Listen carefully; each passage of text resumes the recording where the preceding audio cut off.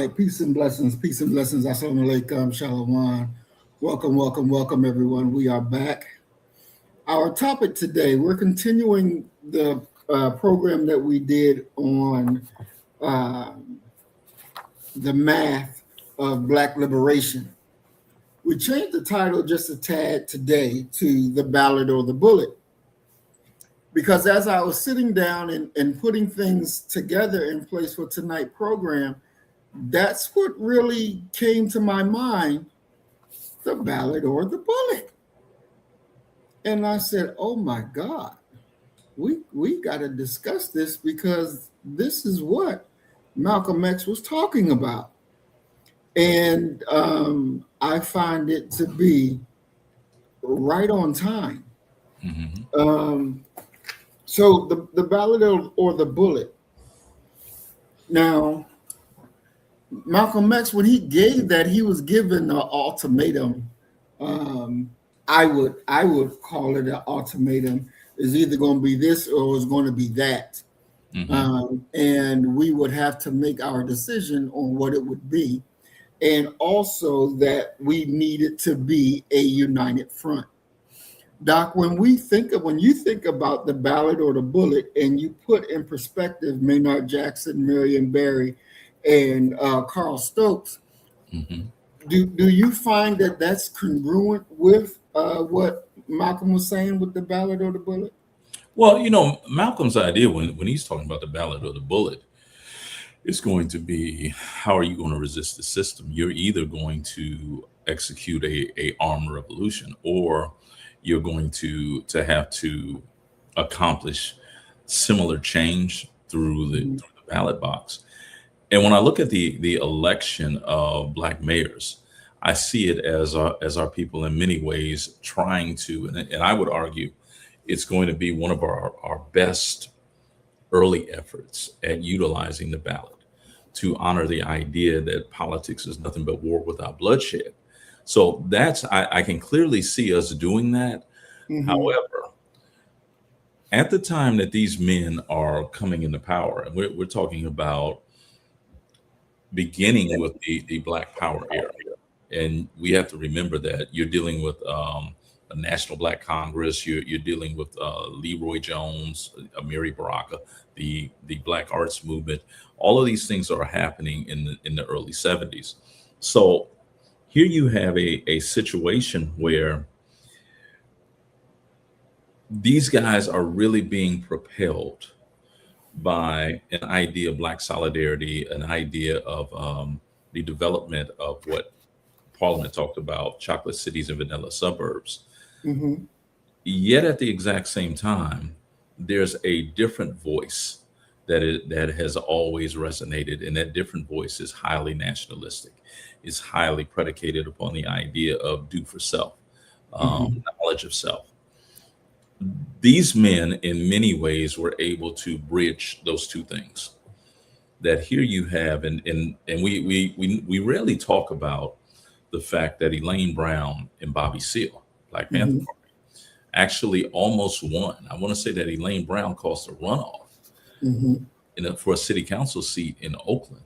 So the Panthers' trajectory was actually aimed, and we're talking about the early to mid 70s, is actually aimed at taking over American central cities like Oakland, and really running them as black sites, black communal sites for our people. So what you see with Stokes, and we can't forget Richard Hatcher, Maynard Jackson in particular, and then of course Marion Barry in DC, is the use of the ballot to achieve what Malcolm is warning that we may have to use the bullet for, and that is taking over the political positions within our community, and making those communities our communities. And so, Doc, and I'm thinking about what we talked about last week, the part where we talked about that politics was the last viable means of nonviolent social change for Black people in America. And like I was saying, But wait a minute, hold on. I got a question for you. okay, Are politics nonviolent? no, politics are very violent. Yeah, see, But that's it will definitely tear you from limb to limb. You have to be very strong, and and this is why I disagree with Barack Obama's wife, Michelle. Mhm. When they go low, we go high. Fuck that. They go low, we go low too. And we're gonna hit you with every damn thing we got. We going subterranean on them, huh? Exactly. We're not gonna play no softball with your ass. No. Yeah, well, I mean, the thing is that no one has ever in the history of, and we can predate, before even the founding of this nation, take it back to what are the actual roots of the founding of this nation called America. Mm-hmm. No one since Black folk arrived in Jamestown in 1619, no one has ever taken it easy on us. Mm-hmm. They've always made the rules, bent the rules, interpreted the rules to serve their best interest. Mm-hmm. And the only appearance of Black folk having any semblance of rights was largely due to it being able to benefit that dominant group. So we don't have the luxury as a quote unquote minority group of ever refusing to go low at all. And I yield, brother. And Doc, it's one thing, because we also talked about when Maynard, was it Maynard? I think it was Maynard, when he it was, no, it wasn't. I don't think it was Stokes. When he couldn't fire the police chief. Yes. But he put the black dude over the whole damn police department, Mm-hmm. and he fucking quit. Mm-hmm. He couldn't take the pressure. Mm-hmm.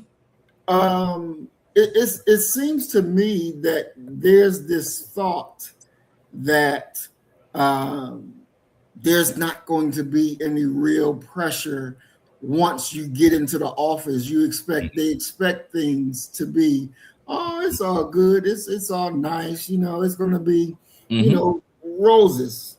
And that's just not the reality. You got, in this modern time, you got Black people run for office, get in, win, and then quit because they pick up the phone and, nigga, I'm gonna kill you. Nigga, I'm gonna blow your house up. Click.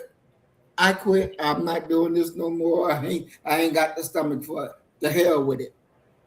I mean, that's what you're saying is one of the reasons why I always caution people about speaking ill about Dr. King, because King knew that they were going to, and by they, of course, I'm talking about white folk, that they were going to blow his house up.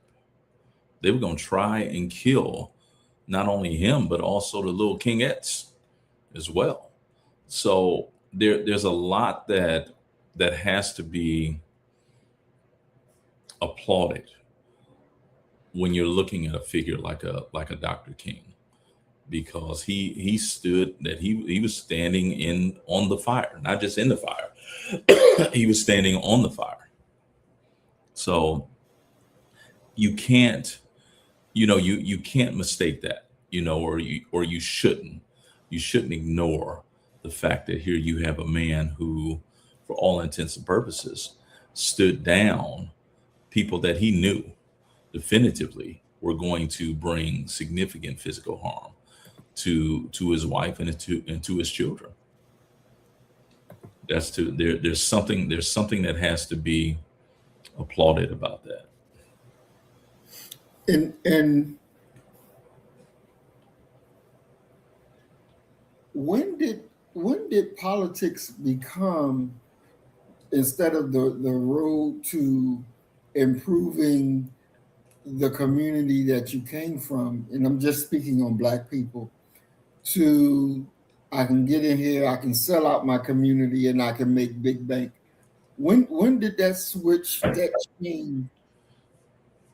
But I don't know if it ever has been feasible, possible for Black politicians to come in and to have a noteworthy impact upon the political arena. And by noteworthy, I mean impacting Black America for the positive.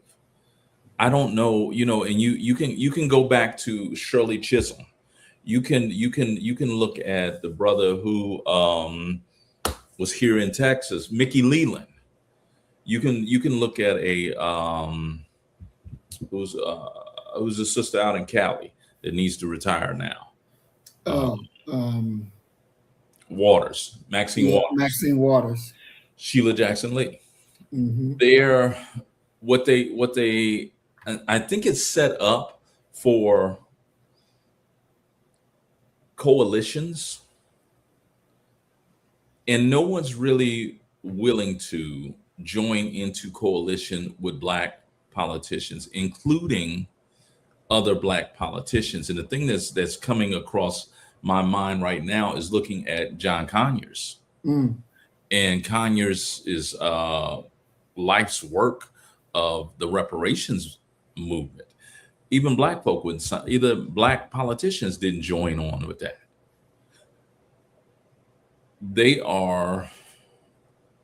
It's not that they're inept, but they only have one vote. And you got one vote in a sea of votes. The best that you could do, and this is sort of why I kind of pause in regards to calling for term limits. The baddest Negro in America in 1955 was Adam Clayton Powell Jr. Right. And the reason he was the baddest Negro in America, because he had all them women on his team, but because he had so much seniority in Congress that he was able to head the Energy Committee. That's probably the best workable strategy that we could have, is to elect someone over and over and over again till they get so much seniority that their voice carries weight.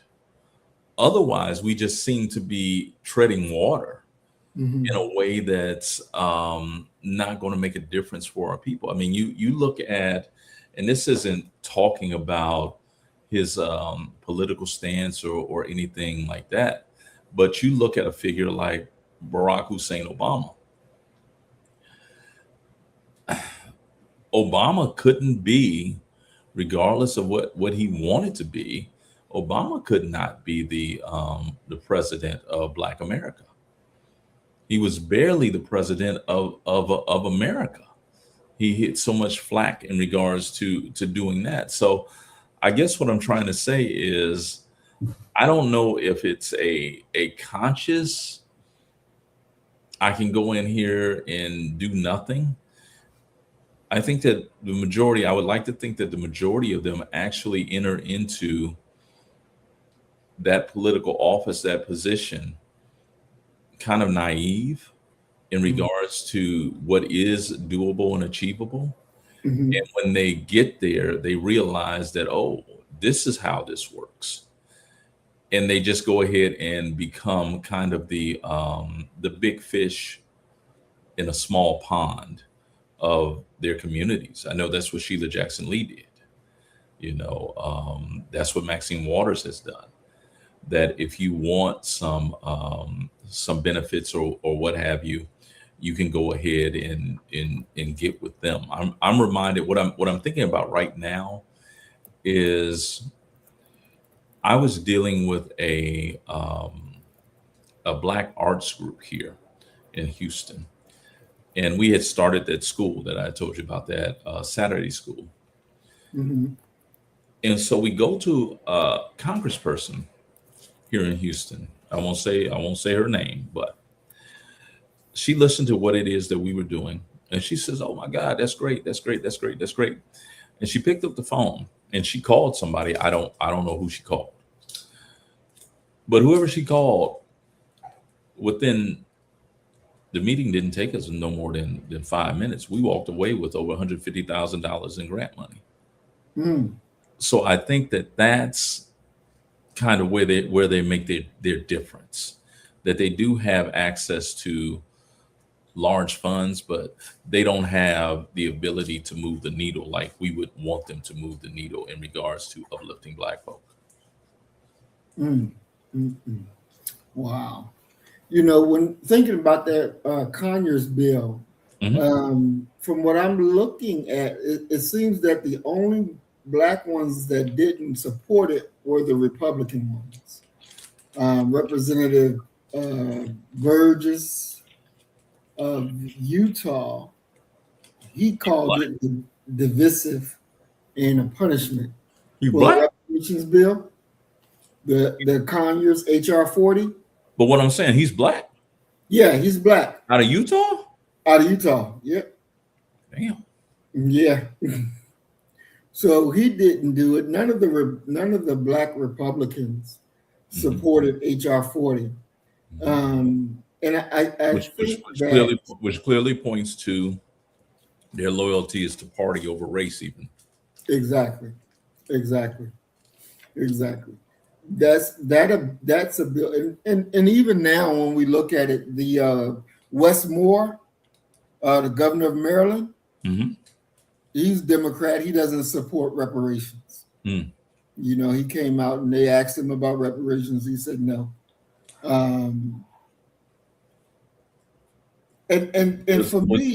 Was he in office or was he running? Yeah, I think he was running at that time. And well, hey, you got to get in there. He ain't like he gonna change his mind and say, "Oh, I'll change it. I think I'm going to support it." No, but I think that it's revealing the answers that, because you're going to have to give a general answer to appease your white constituents. And I believe that you're going to pay more attention to that based upon their percentage. What is the percentage of white voters that you have? And you're in many ways throwing what I would argue is a grenade at your own political chances by coming out very strong for something like reparations, because all your opponent is going to do, and we saw Trump do this, just sees what it is that you said that could be repackaged and delivered to white folk, and then literally turn around and simply say, look at what it is that they plan on doing. Just take a look. They're working against your best interest. So I understand that, you know, from a political standpoint, personally, and that's sort of the thing that I would like to know is, behind closed doors, what are your personal politics? And then also the question is, does that really matter when you're not standing on them strong enough that you can come out and you can support and you can really make that what it is that you do, make that your platform?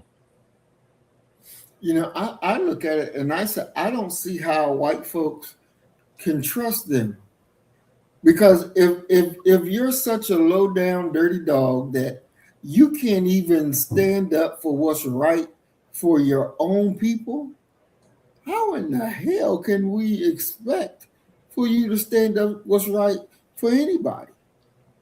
If you can look at it and like, nah, I'm not gonna do that. That's not even something on my board. No. I think you're reading that wrong. I think that there's a segment of America that is so dim-witted and naive that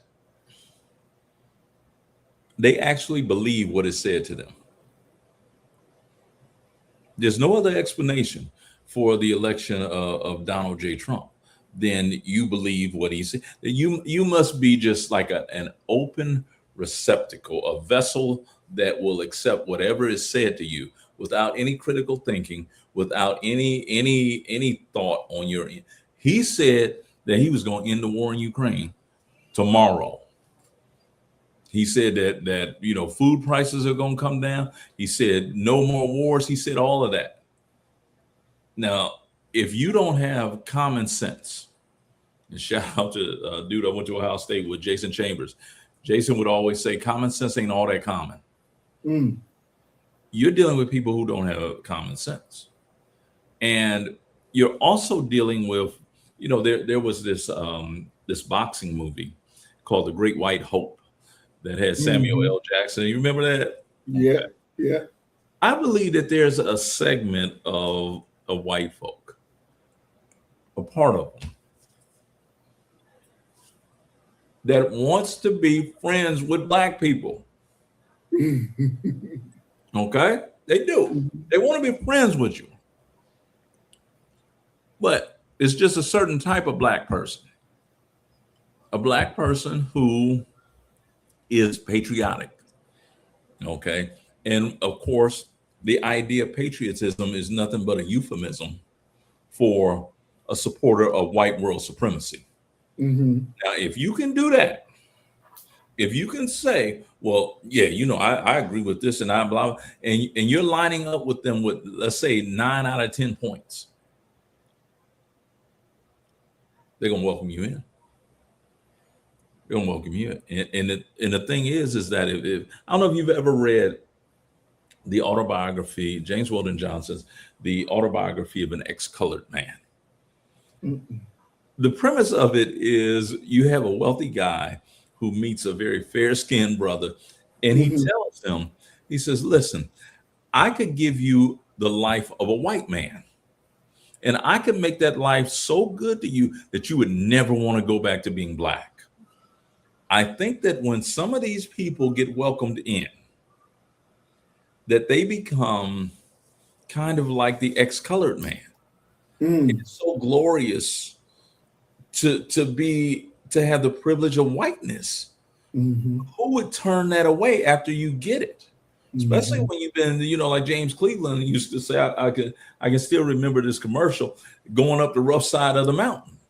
I have a cousin, my cousin Lauren. She's a traveling respiratory therapist. And she took my Aunt Deborah out to Utah with her. I want to say it was Salt Lake, Utah. She had an assignment out there, so she took her mother with her. They take great care of my aunt, right? My aunt said this to me about Utah because I said, you went to Utah for what? She said, look here, boy. Them was the nicest white people I have ever met in my life. Okay. And my retort was that's because adding you over there didn't push them over the, that critical mass. So when it's too many black people, they change how they're gonna treat you. But that could be what occurs is that quite simply they welcome them in and say, you're a, and this is the way they say it, you're a credit to your race. Which means you're not like the other ones. You're one that can be trusted. You can. So let us give you the "We Trust You" Negro kit. Okay. Now, if you ever get in trouble, you get a ticket or whatever, this is who we want you to call because he can make that go away. And once you get that,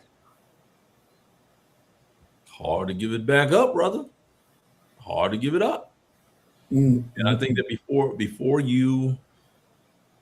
Before long, you probably are convinced that you are living in a different reality. And the reality that you grew up with was not the real reality. Because really, let me ask you this honestly. Have you given white folk a chance to embrace you and to love you? Yeah, I did. When I was growing up in high school, went to a high school that was mixed, half white, half black. Plenty of opportunity, plenty of chance. I was accepted. You know, You had the among blonde them. shag. No, I ain't go that far. You go that far, okay. Yeah, I ain't go that far. Mm-mm. No. And I was among the in crowd. But something happened when I left and went back to Philly and spent a year in Philly See, there and you go. got to know, the real issues, and how we ended up in this the way that we are. Then when I went back to Maryland to finish graduating from that high school, the whites were like, "What done happened to him? He ain't the same. He's different." Yeah, I done seen and I understand what happened. You know, So yeah, my view is definitely different. you sound like Malcolm when he went to Boston to be with his sister. Most definitely. When he came back, Hmm. It ain't the same. man, he called the N-word bothered him. Hmm. So if you would have stayed right where you was at, man, you'd probably be the mayor of that city. Yeah, most definitely. Because I remember I was in I was in the ninth grade and I was teaching 11th grade history class. See, there you go. You know, and the teacher, Mr. Vaughn, he would always, "You're not like the rest of them." There you go. You're You're a homie type of Negro. exactly, Sober-minded. exactly. You can be trusted. Hmm. Until I got a hold of that Minister Farrakhan, and then next thing you know, what done happened to him? I mean, call it what it did is. something to him. Call it what it is. You was radicalized. That's what it is. You were radicalized. But when you're talking about the idea of Black mayors and their ascension, it's the same thing as it always is when you're talking about politics. It's a numbers game. And so you have to begin to ask yourself, like, if you're looking at a Maynard Jackson, and each of the elections is different. I would argue that Maynard Jackson, Richard Hatcher, and Marion Barry are probably closest.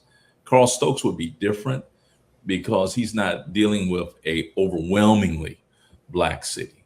So he's going to need some coalitions and things like that. But when you're looking at a predominantly and overwhelmingly Black city, the biggest question is quite simply, how do you get the vote out? How do you get these Black folk to buy into what it is that you plan on doing? When I was in Columbus, Ohio, as I was leaving, Michael Coleman, I'm pretty sure that's the brother's name, Michael Coleman became mayor. And he had this great big plan about revitalizing downtown.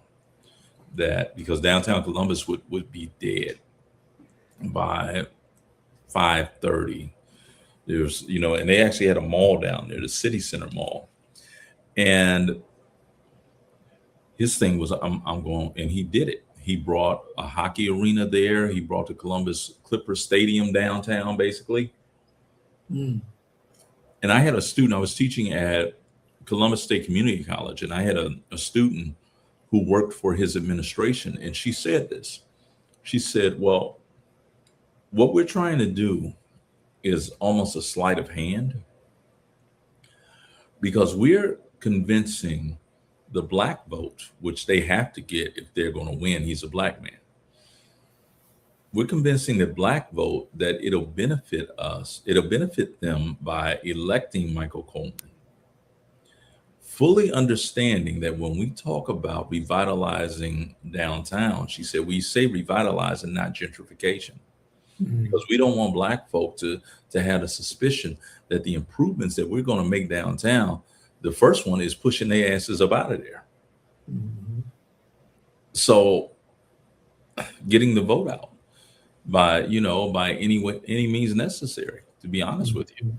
So when you're talking about, in that instance, the ballot or the bullet, the ballot is going to give some people who don't have Black interest bullets to get rid of them, and to get them, out of the way, so you can have some tax paying folk, major tax paying folk downtown.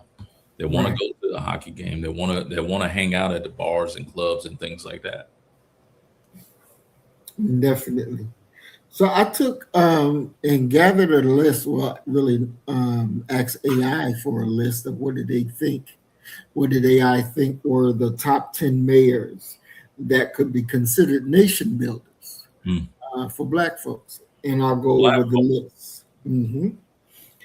Number one was Maynard Jackson of Yeah. Atlanta. They said that Maynard Jackson is the gold standard. He used 25% mandates and city deposits to force white banks to integrate. Mhm. Number two, Marion Barry of DC, the jobs mayor. He created a Black middle class by expanding the city's payroll and summer youth programs. Number three, Harold Washington of Chicago. He broke the machine. He defeated one of the The most dealing powerful machine. white, mhm, one of the most powerful white political structures in the world, Harold Washington. Number four, Carl Stokes from Cleveland, the pioneer. He proved that the ballot or the bullet theory by winning a city with a white majority. And that was something very, very big for a Black man to win a majority white city. Then we have number five, Chokwe Lumumba, Jackson, Mississippi, Yeah. the revolutionary. He attempted to build a solidarity economy based on black cooperative power. Mhm. Six, Coleman Young, Detroit, the enforcer. He integrated the police department and stood up to the old guard with zero apologies. Mhm. Seven, Richard Hatcher, Gary, Indiana, the nationalist. He hosted the 1972 Black National Convention, centering Gary as the hub for Black power. Mhm. Eight, Tom Brady, LA, Yeah. Tom Bradley, LA, the Mhm. coalition builder. He managed massive economic engine of LA while fighting the LAPD for decades. Nine, David Dinkins, New York City, Mhm. the healer. He fought for social equality in the world's most complex city under extreme racial tension. And 10, Sharon Pratt Kelly, Mhm. DC, the accountant. She was the first woman to lead a major city focusing on physical sovereignty and reform. Would you agree with those numbers, Doc? Well, I would agree with that list of names, to be honest with you, Mhm. and the descriptions that they gave them. Yeah, yeah, certainly. The only one that I would find kind of humorous is Sharon Pratt Kelly. That here you have a sister who, you know, she apparently didn't do such a great job because, Mhm. quite simply, we see her being removed and Marion Barry coming back into Mhm. into the picture, especially after having the scandal that we know that brother Marion Barry had. Mhm. Exactly. Now, one thing that I guess that sometimes get missed Hmm. over because Chokwe Lumumba, he was a part of New Africa, right? Hmm. Right. And so by him becoming mayor of Jackson, Mississippi, which is the capital down there, Yeah. what are your thoughts on his term? I don't know much about his term, and what it is that he accomplished there. But when you're talking about the Republic of New Africa, I'm reminded of a brother who actually worked at Prairie View that I had the privilege of meeting one time when we had an academic conference, the Southern Conference of African American Studies Incorporated, was in it wasn't Jackson, it was Baton Rouge. We were in Baton Rouge that year, and his name is Omari Obadeli. Hmm. And Obadeli was actually responsible for killing a cop, was involved when they raided or something like that, and Obadeli them Hmm. opened up on him and all of that. So, but the idea of that occurring in Jackson, and Jackson is a different place. You know, I spent a night in Jackson. That was the worst night, one of the worst nights of my life. Um, but as far as what was achieved, I don't know enough about his administration to be able to tell you anything with authority about what was achieved. Okay. Well, we'll go over just a few of his things that he did, what he tried to do, and what his clear accomplishments. He campaigned on making Jackson the most racially radical city on the planet, talking about cooperatives, universal basic income, criminal justice reform, and the deep democratic participation. He also promised basic physics fixing like infrastructure, especially the streets and water, and stabilizing city finances, improving public safety. One thing that sticks out to me, where it talks about making it the most radical city on the planet, talking about cooperatives and universal basic income, criminal justice reform. Um, at that time, I don't really believe a lot of people were talking about a universal basic income. Mm. And now, it's out there and it's prominently out there because people are realizing now this is where we got to go. Yeah. Now, that will fundamentally change how America is. Without a doubt. What do you see? What would that make America into? And will it be something that can honestly, with everything that's going on, can America honestly sustain? I don't think that it's a question of first off, yes, we can sustain it. Okay. So I don't think that it's a question of sustaining because of all of the money. I mean, you think about what we're looking at right now with Iran, and you're talking about spending billions of dollars a day. Mm-hmm. The idea of a debt and adding to that debt is not something that has ever really scared our political leaders. So that is kind of not even a non-starter in regards to that. The problem that you're going to have, though, is quite simply that economic suffering is going to exacerbate race relations at a level that I don't think that people can really begin to fathom. Richard Pryor, and we're talking about Richard Pryor, so we're talking about the 1970s, 1980s. Pryor had this joke where he talked about being on relief, and he said, "White folk don't believe in relief. White folk will tell you, they will look you in the face and they will tell you flat out, oh no, no, no, I work for my money. I'm going, I'm a working man." He says, but and their job is actually to go out and fill up ditches. That's what they do. They're going to do some physical labor for their money. He says they never realize that the ditch that they're filling in, the government hired black folk to go ahead and throw the dirt out of it so they have some work to go do on the next day. So in many ways, they're not doing anything, but they have this aura, this air of superiority over everyone else that they apply at every turn that they can, and every moment that they can. And it's, to be honest with you, unfortunately, it's just who they are. I think that it is etched into so many of their DNAs. And for those that it isn't, those are what I would refer to as them SDS weathermen, crazy white boys that are in many ways on the outskirts of being accepted in white society.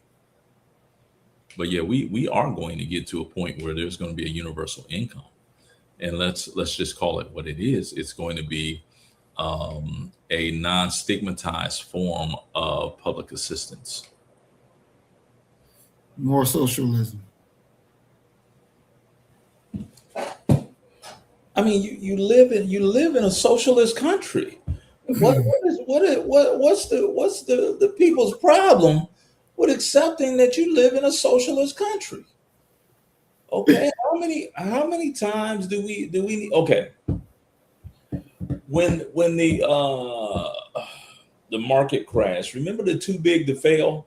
Mm-hmm. And Obama went ahead and allowed for them to get hundreds of Mm-hmm. billions of dollars. Yeah. What is that? Socialism. Because if we're talking about capitalism and you go ahead and overdraw your account, that's your problem. So make the rules the same for everybody. So if you're talking about having a situation where people are going to, for lack of a better way of looking at it, people can get bailed out. That's socialism. Okay, well, you know what do we call it when corporations are bailed out? Do you call it welfare when the government is paying for American companies to take their goods abroad, sell them, to show them at trade shows? Is that because if we're talking about the idea of laissez-faire, which is, you know, small government not having any controls or hands upon anything, that's not our system in our society. I mean, come on, right now we're dealing with a White House that is telling their friends when to put their money in the stock market and when to pull it out. And we're supposed to believe that this is not a rigged system in society and what have you. Is that socialism? No, I don't look at it necessarily as socialism. I look at it as suppressing the idea of domestic revolution. Because one thing that American history will teach you is that white folk do not suffer in silence. You're gonna feel them, and you gonna feel them in a way that's beyond words. Mm-hmm. Think about what the very roots of the foundation of this nation are. They let the crown know. And it wasn't just an idea of a declaration of independence. It was a whole lot of fighting that followed behind that. So socialism, if that's what you want to call it that. What I call it is a redistribution of profits that the wealthy have had. Jeff Bezos don't need all that money. Elon Musk don't. You can see he don't know what to do with all that money. Go ahead and redistribute some of that money. Go ahead and put just like a NFL or a sports franchise, they got a cap, put a ceiling and a floor on what you can make. And if you can't make it there, we're gonna go ahead and cut you a check, so that you ain't out here killing, stealing, and robbing. But if you want to call it, if y'all call it socialism, be consistent and call it socialism when you see these people, getting all this money when they get bailed out. Be consistent. That's socialism too. You got a problem with student loans being forgiven for people who utilize that education to better the nation, but you say nothing. Tax breaks, you say nothing. On bailouts, come on now, be consistent now. Exactly. I definitely agree. All right. So our getting back into here, we're going to continue with Maynard Jackson, who again was the mayor of Atlanta, Georgia. And he really, really did good by Atlanta. I thought it was Andy Young who did the greatest by Atlanta, but no, emphatically no. Not old fire hose, no. You want some fire put out in a meeting? Put Andrew Young up in there. All right, we will go and check this first video out.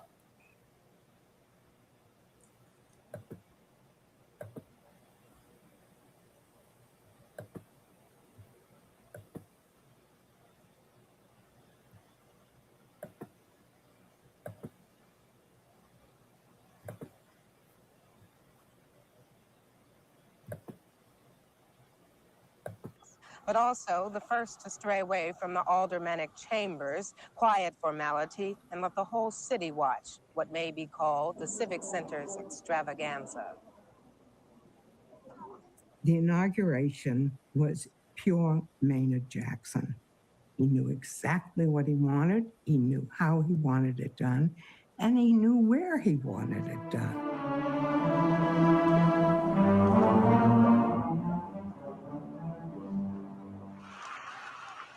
It was just a wonderful, wonderful moment.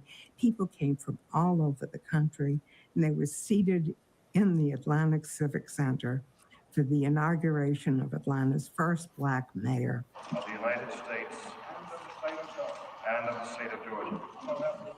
So help me God.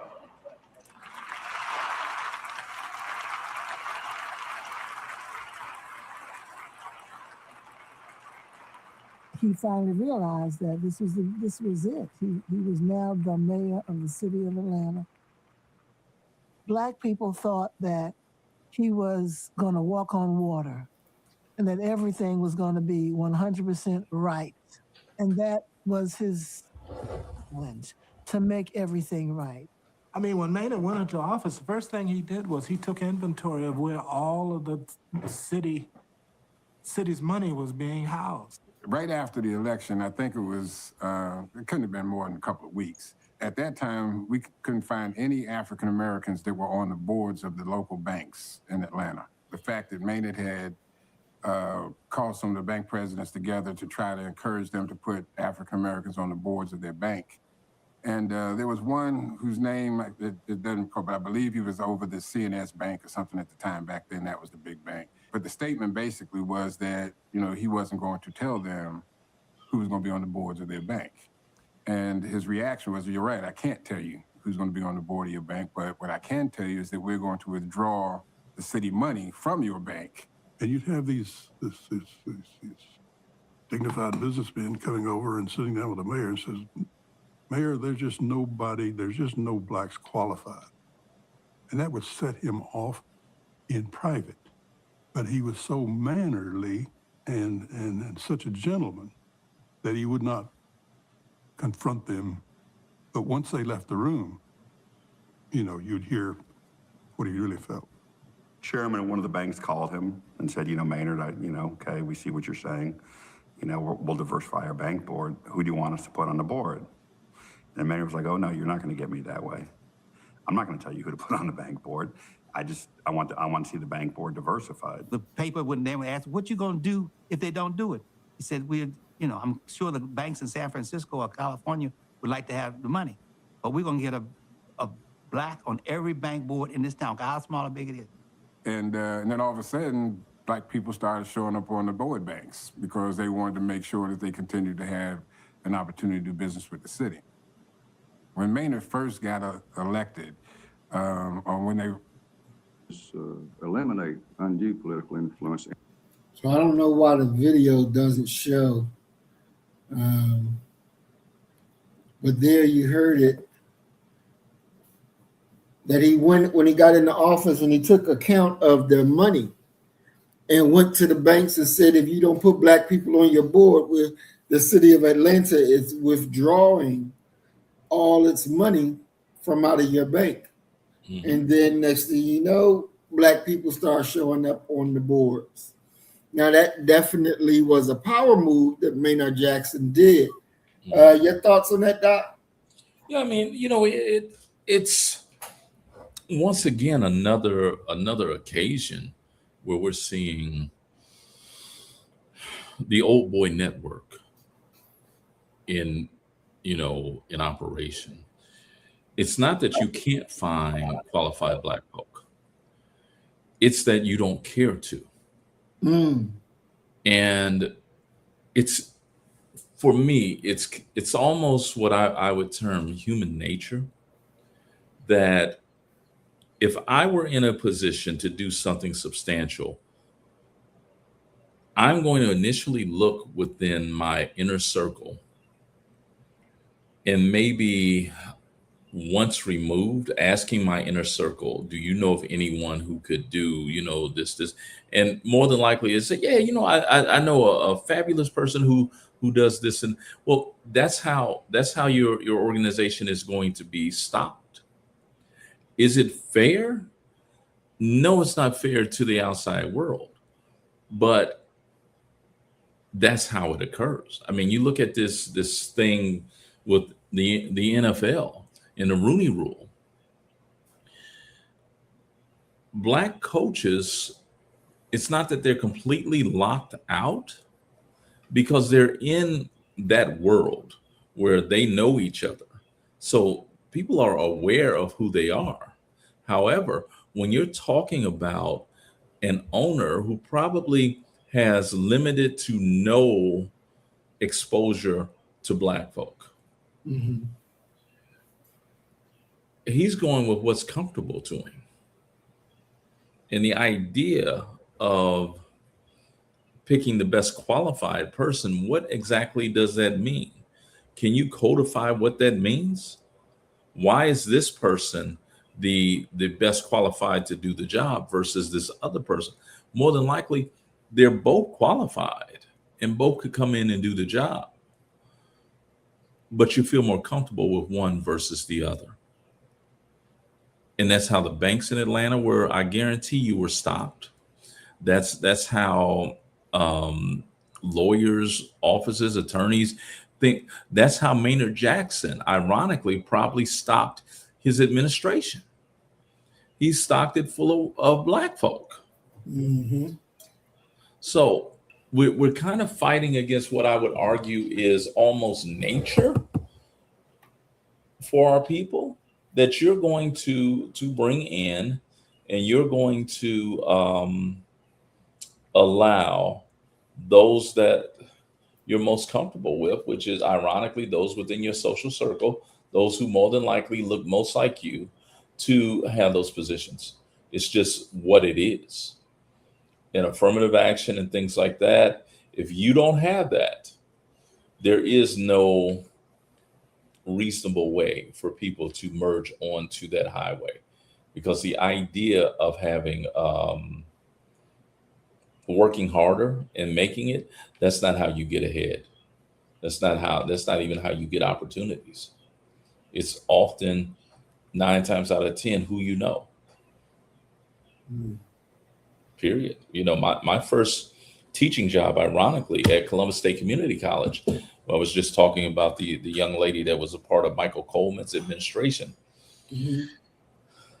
I got that job because the professor who was assigned to teach that night, it was a night class, Marilyn Howard.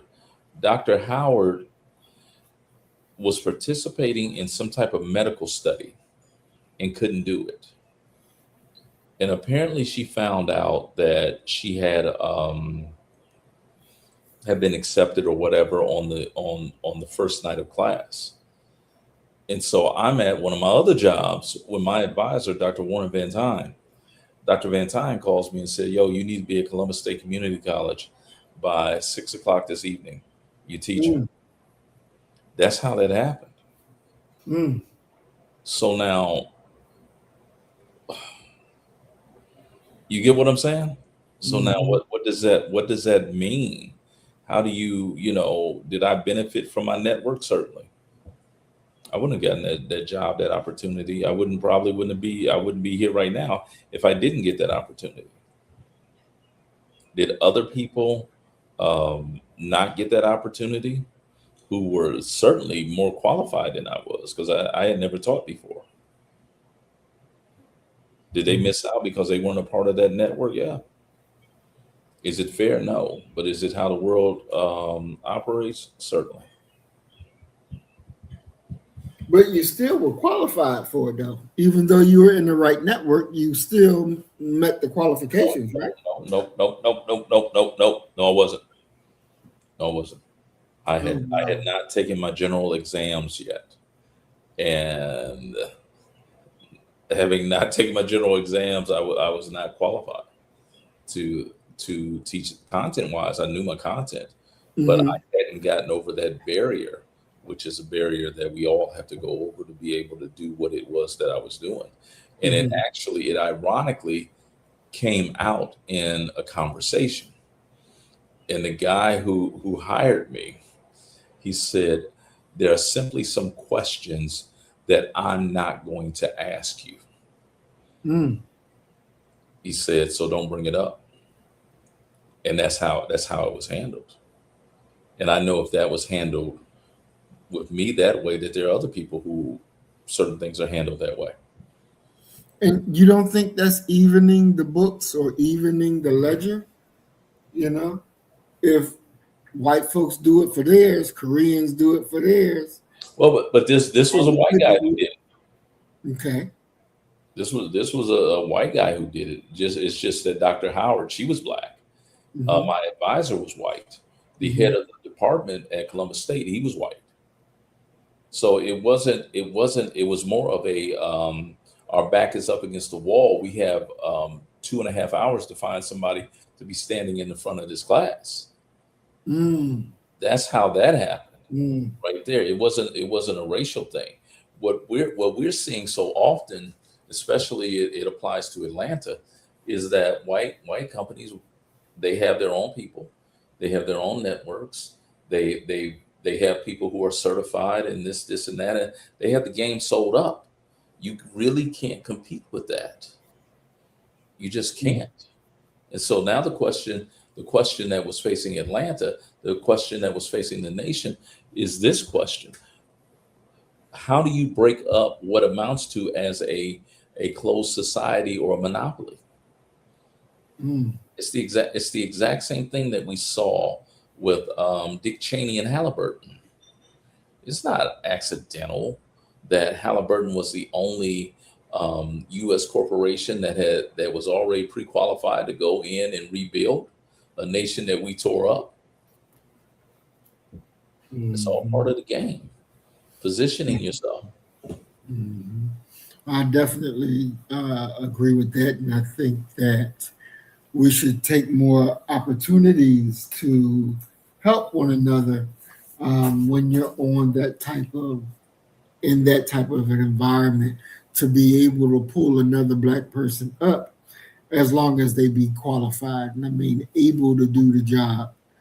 Sometimes I think about it, Doc, where you got to have this license, you got to have that Yes. license. Yes. But the reality is you can still do the job whether Mhm. you have the license or not. That's just a way for the state, the government, to make money to make you get this license.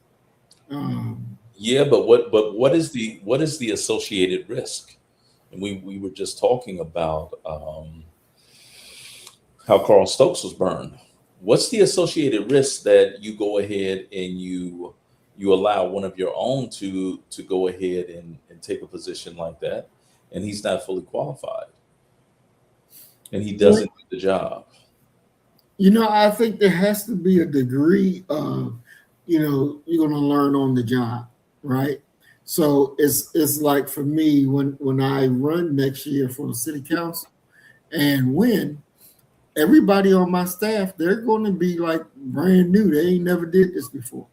I'm not going to go out and get somebody, that's been doing it for 10, 20, 30 years and bring them on the team. I ain't doing that. I'm starting off with everybody who don't know shit. You're going to learn it while you're in that job, while you're on that No, but beat. no, You're but going see, to learn it. I think that you're missing what I asked you. Let's say that okay, after you win Mm-hmm. and you have some qualified people, but you got a brother or sister who actually you're pretty confident that they can do the job. It's just they don't have any experience and they don't have the necessary certifications or what have you. Right. Do you bring them on? And at what risk to yourself? Because if it turns into a absolute disaster, they're coming for your head. Why did you put this person here when you had other folk that you could have put there? And for me, therein lies the danger. Yeah, there is, and I thought about that, but I also thought about the greater good and what that I'm trying to do. So it's like those who've already been there and been doing it. Soon as you get there with your ideas, oh, you can't do that. Oh, you can't do that. Oh, you can't do that. And that's not what I'm trying to hear. I'm trying to hear, watch me do it. Watch me do it. So that puts those in around you that, yeah, you have to study up to know what do you need to be doing? What is it that you need to be learning so that we can move this agenda forward? I think that those, especially when you're dealing in politics, those that been there for all this time and ain't did shit, ain't got nothing to show for it, didn't produce any real change, didn't give our people nothing, is a waste of time and a waste of energy, and they got to go. They got to go. It is time to bring some real blood in there with an eye for the people and that are ready to make a serious change, to follow up. It's like Maynard. The things that Maynard did was so bold and, to my understanding, wasn't done before. Well, it wasn't done before, no. And so he's taking money out of these rich white folks' mouths and putting them in about to be rich black folks' mouths. I think where he made his mistake is he didn't set up something, or he didn't have one of those black folks that he's going to, blow up and make rich, be able to take care of him, give him a job, being a lawyer or doing something to keep the thing moving. He has to go out to New York City and get a job as a lawyer and then come back and run for mayor all over again and win. So I think that is one of the things that we have to be thinking about is how do we keep this thing moving, once I'm out of office? But the thing is that when you go back and you look at what happened in Atlanta, those white folk are still winning those bids. That's the thing. And the demand that is made for you to hold on to the bid that you want, that demand is that you're going to have to subcontract a certain percentage of that out. So these people, these black folk who are benefiting from that as far as subcontracting, these are working people. These are working corporations and what have you. So them being able to, and it's as I talk about it, I think about how ironic it actually is that here you have a situation where these black folk that he's helping have been harmed and kept out of the off the financial highway so long that even him bringing them on does not put them in a position for them to ever challenge or be the big dogs. They're still going to have to wait and hope that white corporations and companies that win these bids will throw them a bone, that they have in many ways favored status. Those are not people who are going to be able to pay back favors to anyone, because they're still using the business sense, in the business way. They're still living job to job, like many people live paycheck to paycheck. Now, what he did, he wasn't talking about subcontracting.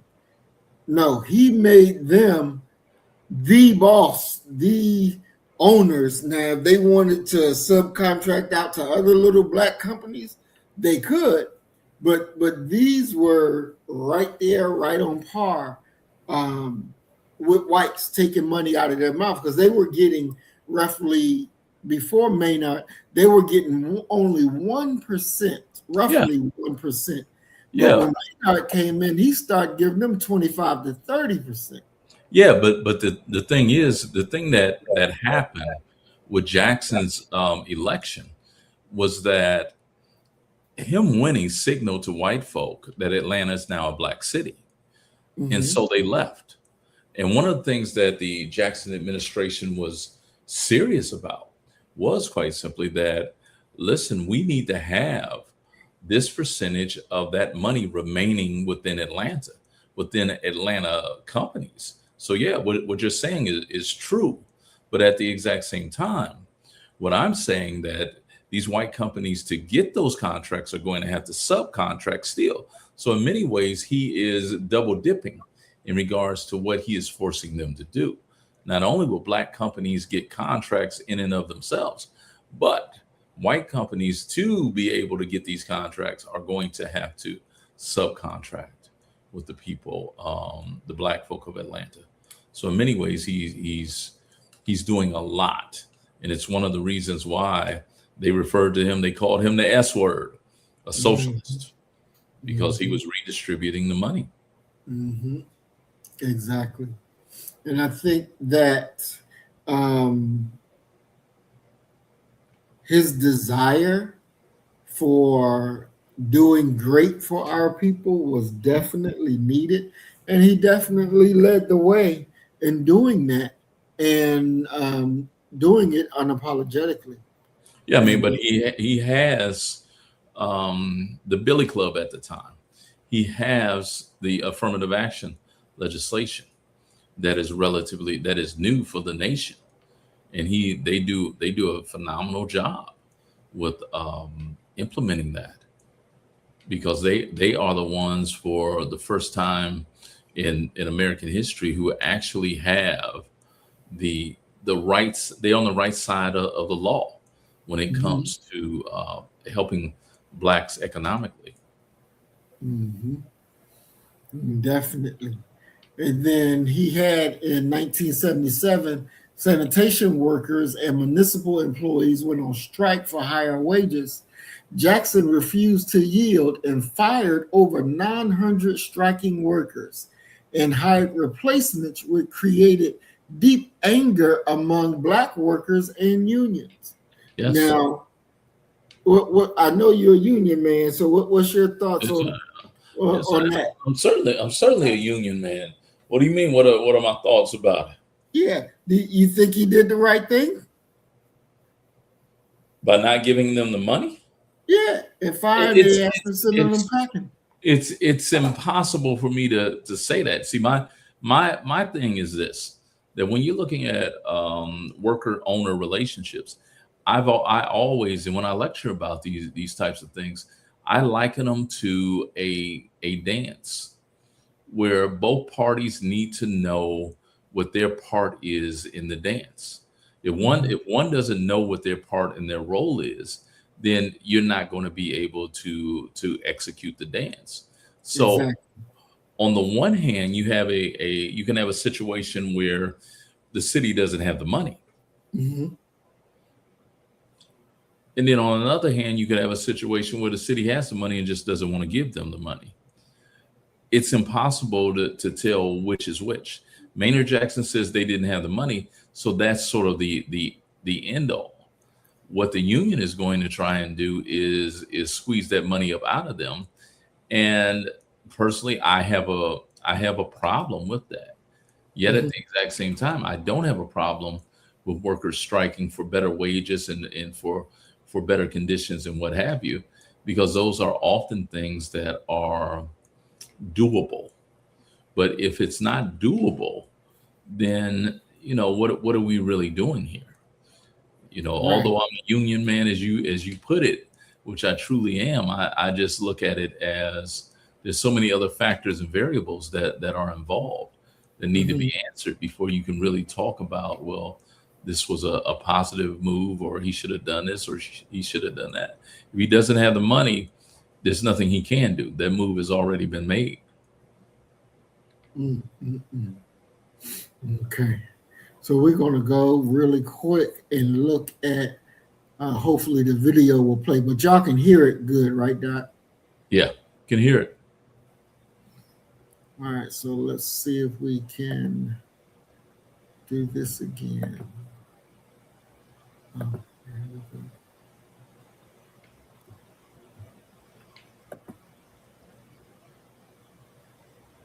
Politically motivated at all. And as far as I'm concerned, there's no politics involved. What I'm trying to do is eliminate undue political influence in the police department. Hemming was a part of the old guard. You see, if you were a clansman, you could get a job on the police force. That didn't start changing until the late 40s, early 50s. John Inman was a relic of that past. He had let dogs loose on Hosea Williams at one point when the mayor was out of the city. The image of dogs scaring demonstrators and snarling nearby was unacceptable. And the mayor fired the chief. And so he highly resented Maynard Jackson becoming the mayor. And for all practical purposes, he was going to defy his boss. And Maynard came up with, which what I thought was genius. He came up with, okay, well, if I can't replace this police chief, I'm just gonna put somebody over the police chief. And he came up with this concept of having a public safety commissioner. We need to have a top-notch administrator, and preferably someone who does have a background in law enforcement. Now, that is not a statutory requirement, but it is clearly one of my preferences. And all of the public safety positions reported to that individual, including this racist police chief. And basically that guy's job was to count paper clips somewhere, and Reggie Eves became the public safety guru. Because I'm also committed to the same principle, and that is to provide safety for the citizens of this city. Maynard put a lot of pressure on him to cut crime in 6 months and to do the things that he wanted him to do. And it wasn't possible, so much so that Reggie Eves, Commissioner Eves, he fell to the pressure. On Saturday, some 300 Atlanta police officers are scheduled to take an examination for some 21 open positions for the rank of sergeant. The competition is stiff. It's the first time in years that the examination has been given. He wanted to promote more Black police officers into managing positions and higher levels in the department. But you had to pass a test in order to do it. And so the cheating scandal happened.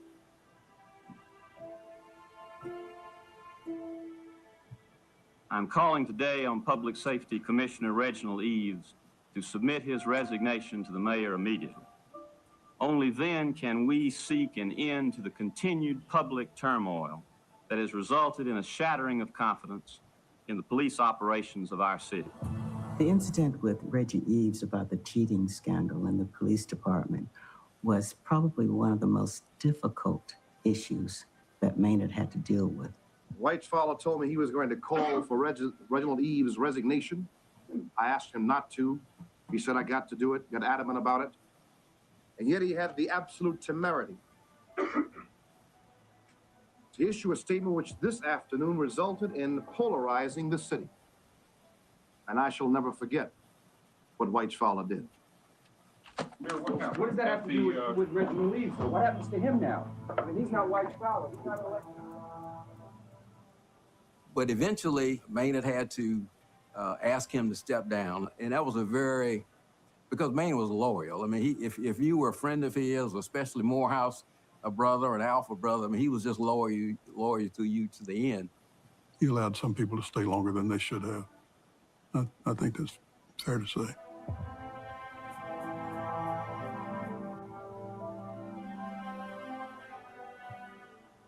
I think he was very worried about losing a lot of what he had gained if he let Reggie go.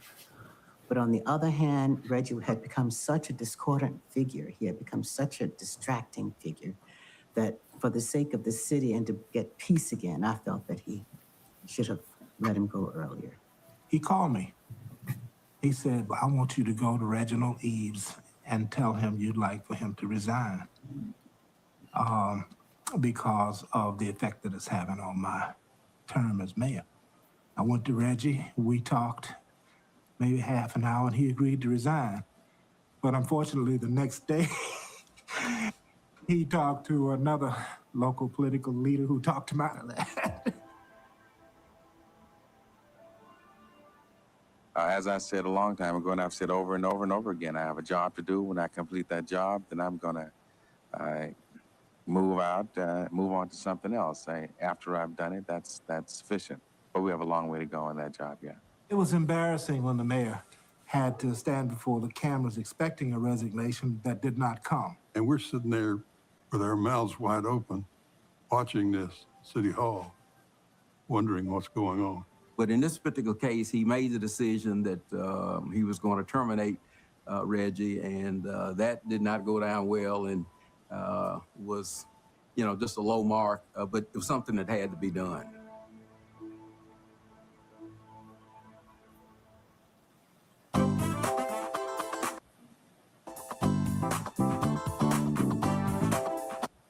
So I want to go back because you saw, I hope you was able, and you didn't see because it was black, but I want to take it back because your boy was in there who gave Maynard a hard time. Hosea Williams. Let's see if I can get to it. So this is the Evans guy. Well, let's see.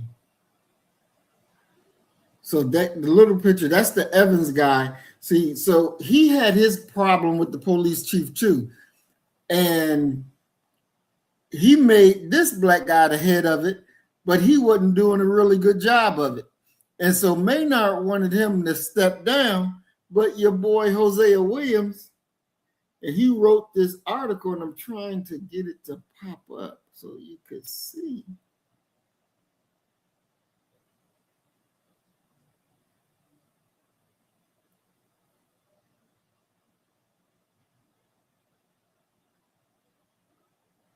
I mean, they were making cartoons of Maynard over this thing. And I can't get the damn thing to show up. But anyway, it was November 13th, 1977, and Hosea Williams wrote an article in the Atlanta Constitution telling Eves that he must be given a chance to do his job. So, when the mayor was expecting Eves to quit, to resign, Hosea Williams talked him in to not resigning. And so, the mayor was looking like a jackass. Here you are doing this press conference thinking he going to resign, and now dude ain't going to resign. It's this, what do you want to call it? Lack of loyalty to the man in office. And it's like, it's okay to make him look like he's a dipshit and don't know what the hell he's doing. And white people looking like, damn, look at these niggas. They don't know whether they coming or going. And we got them running the city. It's like, damn. We can't hear you, Doc. But that's, once again, the danger of kind of hooking somebody up. Because if it goes south, they're going to hang that around your neck. And regardless of other things that you have been able to accomplish or what have you, that's what you're going to be known for. That one right there. Whatever negative it is into, the thing is, and I don't know this. I got my own suspicions, but I don't think that the Daily Machine or a significant white political machine would ever have that occur to them. No, they wouldn't. Already be wrapped up that this is the move that we're going to make, versus what you think is going to happen and this and that. Yeah. Yeah. They would never allow no shit like that to happen. Because you're supposed to fall on that sword, goddamn it, you better fall on it. Yeah. Well, and they would make it extremely beneficial to you to fall on that sword, and make it excruciatingly painful if you chose not to. Exactly. And there, I don't know whether you want to call it, Doc. There's a level of white solidarity or being on the white team, you know, you just got to do what the fuck you got to do, right? But when it comes I don't know if it's white solidarity. Mm-hmm. I think that it's solidarity amongst a certain class Mm-hmm. and political elite that you Okay. have, you know, versus black folk. What you know, not to say that Hosea Williams ain't nobody, but at the same time, he shouldn't be anybody in the political realm. Mm-hmm. You don't hear Joel Osteen speaking up with a political voice. Mm-hmm. You know, but I think that when you don't have the political empire, that you wind up trying to add pieces to bolster you that other people would never have to worry about, because you need, and you know, just on second thought, when I say who's Hosea Williams, well, Hosea Williams probably controls what, 15 million black votes, National Black Convention, Black Baptist Convention. We all know that who's the most powerful black man in America on that Sunday before the election is pastor, who can tell people where to vote, who to vote for, why they should vote this way. Mm-hmm. Exactly. And I do think this though, that as black political people, you owe loyalty. If Loyalty to who and why? You owe loyalty to your people. Okay. Because the question has to be asked: is this good for our people? How will this improve the condition of our people? If it's going to improve the condition of our people, then it is your duty not to go fuck it up, not to get in the way and be a stumbling block to hurt what's in the best interest of our people. And this is something that as a political, quote unquote, political group, we fail at. We fail. But see, I think that you might be reading that wrong in this way. Because really, what we're talking about, when you talk about loyalty, okay, you're talking about almost being in debt to someone or something. If there's something that you belong to and they've done some things for you, and now you are kind of in debt to that. My question would be this: why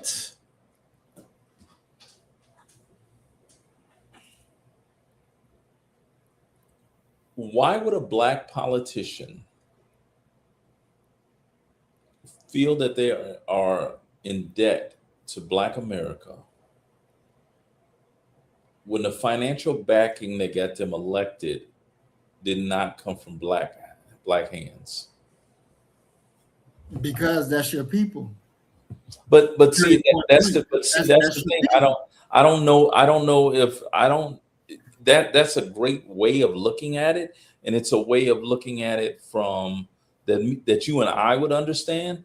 But the truth of the matter is that, are these people that we're talking about, do they recognize that black people are their people in the same way that we recognize it? Because it seems as if that, to be honest with you, is really sophisticated highbrow thinking of being able to look at the entire terrain of things versus what some people would refer to as selling out and going ahead and taking the white dollar, the white political assistance, the privilege that flows from that. And in many ways, not necessarily, well, you're distancing yourself from black folk solely because you're not bringing up or dealing with black issues. You know, and I think this is what has to be understood, that you have to be able to operate out of a new concept, out of a new mindset, right? That you understand that your loyalty, your duty, it is to your people. It is to your people. I don't give a damn if Strawbridges and Clothier come up and give you $1 million, your duty is to your people. And that is what you have to make sure that you do the most, the everything that you can do to But uplift how do you in the new millennium, mm-hmm. how do you discern who your people are? Because I'm thinking about right now a discussion that it comes up kind of infrequently in my classes when I'm talking about race. Mm-hmm. But it basically boils down to this. Biracial children. Okay. Many of my students are biracial. And my students will immediately say, well, they black too. Mm-hmm. And the way that they're in the ferocity that they say that with communicates to me a belief, true or untrue, that these biracial children, biracial people are defaulted to black Mm-hmm. because white folk are not going to accept them. Right. So you're going to be over here with us regardless of how you feel. My point has always been, have you ever asked them? Mm-hmm. And oftentimes some of them will have the courage to speak up in my class, and they will say, no, I don't look at myself as being black. Mm-hmm. I'm both. I'm black and I'm white. Mm-hmm. White folk have shunned us, as have black folks shunned us, and they'll give the reasons why. And so the idea of having a very simplified concept or understanding of who your people are, as you use that term, I don't think it's so simple in the new millennium, because which is the greater of you, your blackness or your gayness?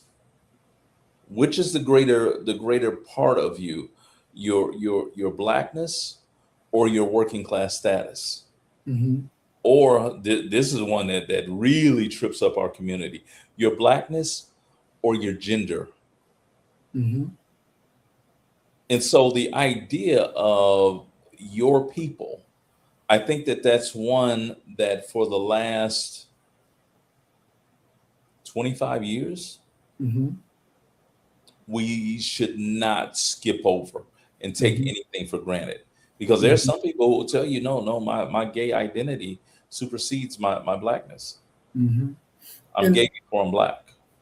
And this is the reason why, or that's the reason why they have to understand the position of being black first. You know, your blackness comes before everything. If your blackness doesn't come before everything, then no, unfortunately, you're choosing to not be us. So when you're dealing with the, what she called them, the honky niggas, when you're dealing with them, and you ask them, well, what are you? Are you black? Are you white? What are you? And if they say, no, I'm white. Somebody referred to them as Negropeans. you don't identify with who you are, so you take your ass on over there and be with them and deal with them, because you've already X'd your way out of us being over here. So you go over there, and whether they accept you or not, but that's what you identify with. You have that freedom. I think that we have to understand. So, even me, like I'm in the pharmacy, but I'm a black man first. So we had a real. So are you a black pharmacist or a pharmacist who happens to be black? No, I'm a black pharmacist. I'm black first, and nothing comes before that. And we had a black guy, and he was kind of off. I ain't gonna lie, he wasn't kind of off. He was a little crazy, but I could talk to him, right? And when he starts to, getting up there, and I would tell him, calm down, sit down, and I'll get to you. Mm-hmm. And he would do exactly that. He'll calm down, sit down, and he get to you. He ain't never been violent against nobody. But when others see him, then the word was automatically push that button. You push that button, the goddamn police coming and everything. You know, everybody coming running. So that was the thing. When you saw him, push the button.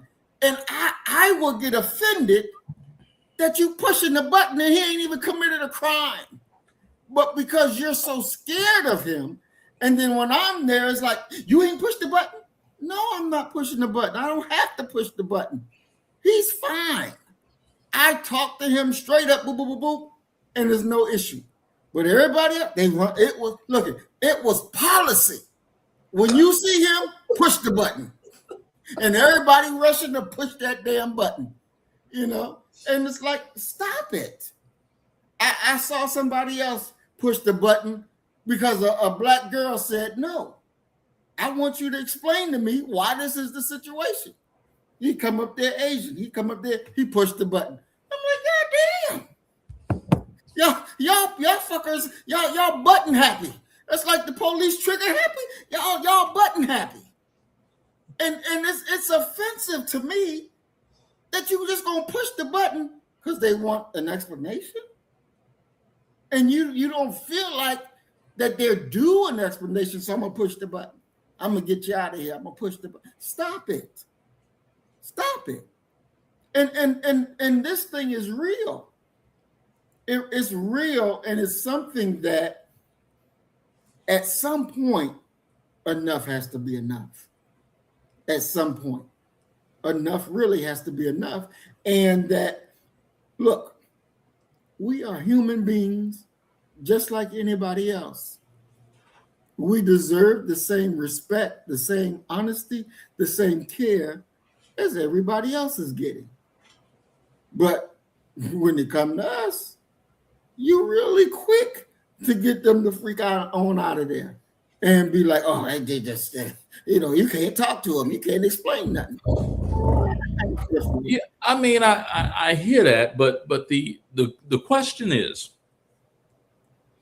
for these groups, these people who have made a conscious decision to embrace a different part of their identity, because that is a part of their identity and who they are. Mm-hmm. It's reminding me of, and I'm thinking about what is the primary catalyst in regards to them doing that. What it reminds me of is Du Bois's The Souls of Black Folk, Mm-hmm. where he says that what he wants is the ability to be both a Black man and an American, Mm-hmm. without one side trying to kill him. Mm. Okay. The American side trying to kill the Black side. Right. Okay. I would venture to guess, and I know that this is true, that many of those who are living what would be referred to as an alternative lifestyle Mm-hmm. have separated themselves from what I would argue is mainstream Black folk, the Mhm. majority of Black folk, because they feel as we've tried to kill them. Maybe not literally, but figuratively. Right. Suppress them to the point where they have to hide who they are because they're not going to be accepted. There's I'm a person who I love the grocery store. I'll stop at a grocery store, don't eat nothing. And I'll walk through the grocery store.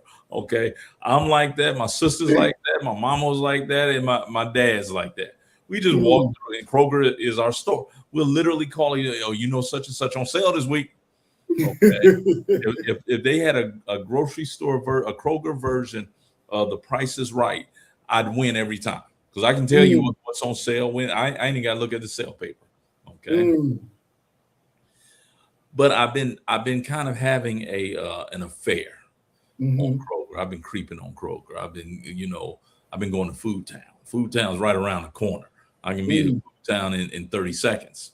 But there's a brother at Food Town who's obviously gay. Okay. Okay. He has that soft, look, he's gay. Okay. He's not one of those masculine presenting gay. He ain't got no dress on or nothing like that, but Right. you can tell that this Right. is gay. I bet you I've seen this brother 200-300 times. He's never spoken to me. Even after I say, "How are you doing?" No response whatsoever. Okay.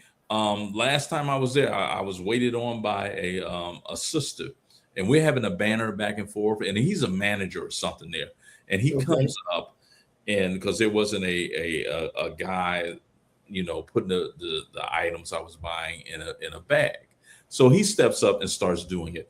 Now we're talking, me and the cashier. He comes up, he talks to her. And when I addressed him, he said nothing. And I'm like, this has to be one of those brothers that has, for whatever reason, made a decision to have no dealings with straight black men. He won't acknowledge you. He won't. And if you watch him, he does it with other black men who are in there. And so I'm looking at it as if maybe he was shunned growing up by black men. And I know someone that this is true of. He was shunned by black folk, by the black community in general. And this brother grew up with almost a vendetta against black people. So much to the point where, and this is how deep seated it was in his head. Which makes me, and I think that he was gay as well, okay. But I think that if you were to ask him, he would say that he was black. However, he walked around with business cards in his pocket.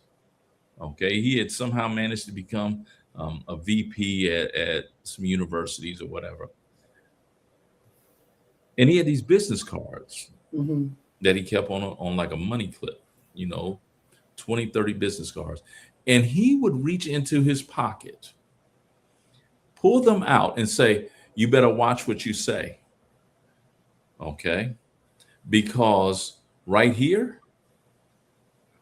are the business cards of everyone whose career I've ended. Oh, shit. Absolutely insane. Okay. They made a decision to, and like I said, one, I don't know anything about him, but I imagine both of these brothers would say that they were black. But their idea of, they're black identifying, but their idea of black solidarity is non-existent for whatever reason. And I guess my point is quite simply, we have to be careful about who we are taking for granted.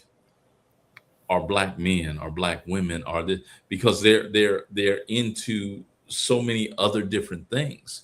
And I would argue, I don't have a study behind it or anything, but looking at these years of the gender war, I guarantee you that there are. A matter of fact, when I was in Baltimore at the conference a couple of weeks ago, a sister got up and did a presentation, and she ended it by saying, she used a quote. She had, I wrote it down somewhere, the person who said it.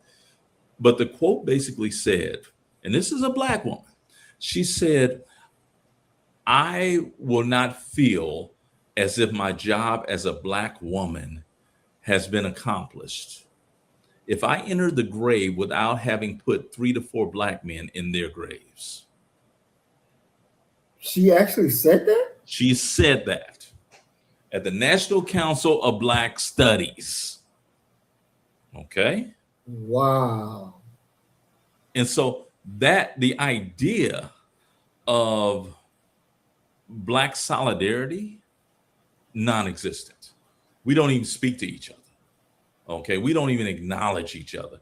We will do more against each other to bring each other down than white folks will, because most white folk don't care. They're trying to get theirs.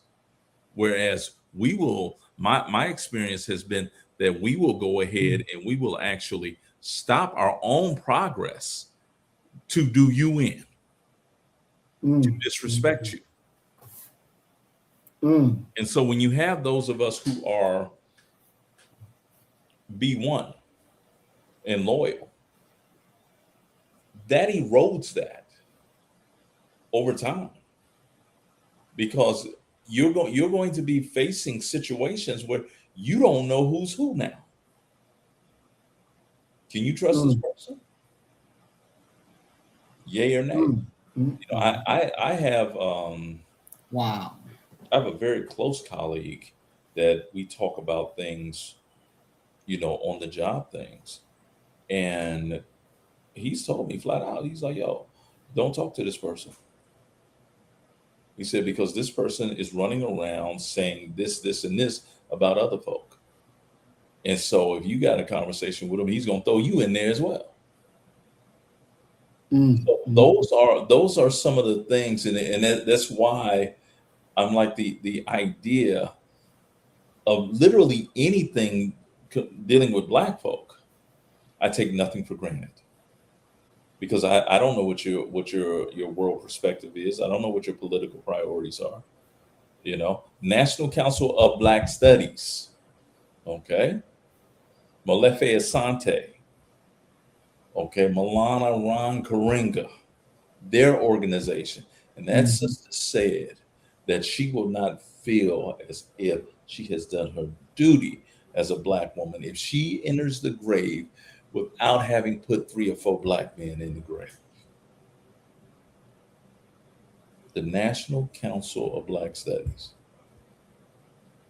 Wow. So it puts you in the mind of, can you even trust Black women? And the answer is no. Can you trust Black men? The answer is no. You know, like I told you, my interaction with the 100 Black Men of Houston. Right. You know, believing, you know, negative things about me. You've never even met me. And my follow-up question to them was, did you believe her though? Yeah, we did believe her. The only way you could believe that is if you're a great measure already down that road of believing that about Black men. And the idea that it's all Black men except for your inner circle. Or except for you. That's ridiculous. That is ridiculous. Did they escort her ass right on out the building after she said that? What No. They just let her say that shit and don't even question her. What the hell are you talking about? Yeah. I mean, you have Black women, you have a movement now of Black women, and it's not new, where these sisters are saying that if you come up pregnant, you need to go get a sonogram to figure out if it's going to be a boy or girl. And if it's a boy, abort them. Because Black men are our oppressors. And these are the people that you're supposed to, I mean, come on, man. Look at how terrible we Black men can treat Black women, and Black women can treat Black men, and Black women can treat other Black women. I mean, I was looking at this YouTube stuff, and saw these 2 sisters throw down. They said it was at Ruth's Chris. Threw down in a restaurant. Okay, and I'm talking about fought. Okay, people screaming and hollering, the white folk in the back just sitting there eating their food. And after it was over, because matter of fact, you could probably find this, because the one sister is suing the restaurant, because after the 2 sisters that were fighting, and once they got done fighting, the restaurant manager or somebody with the restaurant came over to their table. They had nothing to do with the fight. Came over to their table and told them they wouldn't be serving them tonight because y'all like to fight. But the other Black people ain't had nothing to do with it? They didn't have nothing to do with it. But you ain't gonna be served either. And so the sisters are actually suing the restaurant So the idea of racial solidarity really only would work if we were the ones that were educating and pouring into our people, but we're not. So you have a situation where people who are ingesting a intellectual and entertainment diet that says quite simply that Black folk ain't nothing. You expect for those same people who are, let's call them what they are white-minded. You're expecting to merge with them? No, When not you're with, looking at the world through a Black lens, they looking at it through a self-advantageous, I need to get ahead by any means necessary lens. The question becomes, the problem is quite simply, you can't discern who's who anymore.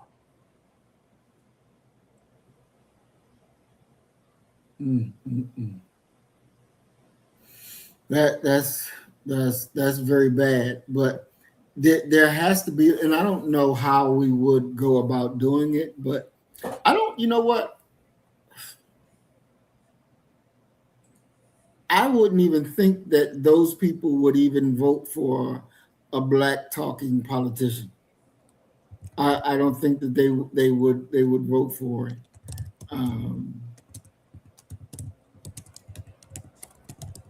I think they would probably exclude themselves out of that picture because they honestly don't see themselves as being a Black person. That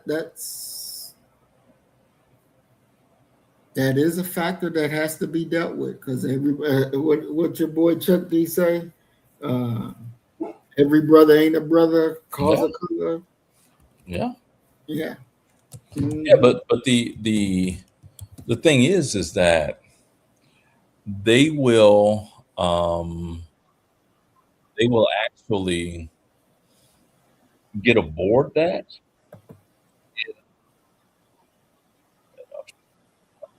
How to do this? They will get aboard that if there is any possible benefit to it. They can get on that, you know. And it's literally what it is. You see if I can figure out how to share my screen. Is there a way to, you see the one with the plus in the middle of the computer screen? Click on it. The plus in the middle right here. Yeah, okay, share screen. Okay. Yeah. Okay, let's see. Can you see it? Okay. Yep, it's up there. Okay. Somebody break it up. This is sad, y'all. My sister circles and I were out celebrating our Friendsgiving. Oh my We God. arrived at the restaurant. Shortly after arriving, we only had time to give drink orders. We didn't even get our drinks. And a physical altercation happened between two African-American women. We did not know them. We were not affiliated with them. They were at another table. They began to fight. The situation was diffused by management and other staff members. The management came over to our table and told us that they would not be servicing us tonight. We had to leave. I questioned, are you shutting the entire restaurant down for tonight? No, we're just not servicing you all because y'all like to fight. Wow. And I mean, realistically speaking, realistically now, we supposed to join with them? I see it as them joining with us, meaning that there has to be a level of education, of knowledge of self to get them to understand what it is. Because when I look at them, I see a problem, but I see a problem that was caused not because they were born black, but they were caused because they were born in a system and nobody got to teach them who and what they actually are. So they're behaving as the niggas that they were taught to be. They're behaving as the niggas that they were taught to be. And so let's follow that line of thinking. Mhm. So are you saying that they were victims of Stockholm syndrome? Exactly. Mhm. So what percentage of Black America are being victimized by Stockholm syndrome? I would say maybe 45% are like that. And I think more are becoming awakened that there's a problem. They're becoming awakened that, hey, there's a problem. They don't understand the total problem, but they understanding that, hey, there's a problem and something has to be done. And I think that our job would be to explaining how this problem began and how do we cure the problem so that they could go through the learning environment and come out to be a perfect, not perfect, but a better Black individual. So when, at what age do you have to catch them? Because I think that after a certain point, personality wise, you just are who you are. Mhm. And the way you navigate the world is just how you navigate the world. And it's predicated upon a whole bunch of different sets and factors. Mhm. So Chuck D, Mhm. Public Enemy, had this great song, Turn Off the Radio. Mhm.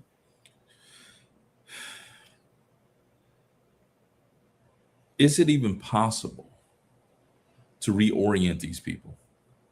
Is it even possible? And I mean, is it reasonable? Is it likely, to reorient them, or are they lost causes? And if they're lost causes, are we talking about a situation where we begin to take their children and raise their children along a different path? There's a part of me that believes that we've allowed, and I'm just dealing with Black folk, that we've allowed things to get so out of hand Mhm. that there's literally no way you can get it back in the bottle. Mhm. There's literally, unless because the path to getting it back in the bottle would be a brutal one. Exactly. And that brutality would put us in danger because they calling the police on you. Exactly. So have we reached that point of no return? And the irony is, like, when I think back about Maynard Jackson's administration, Mhm. it was during Jackson's administration that Atlanta became the best place for Black folk to live. It was the best of times. It was the worst of times. Black folk were making more money in Atlanta than anywhere else in the nation.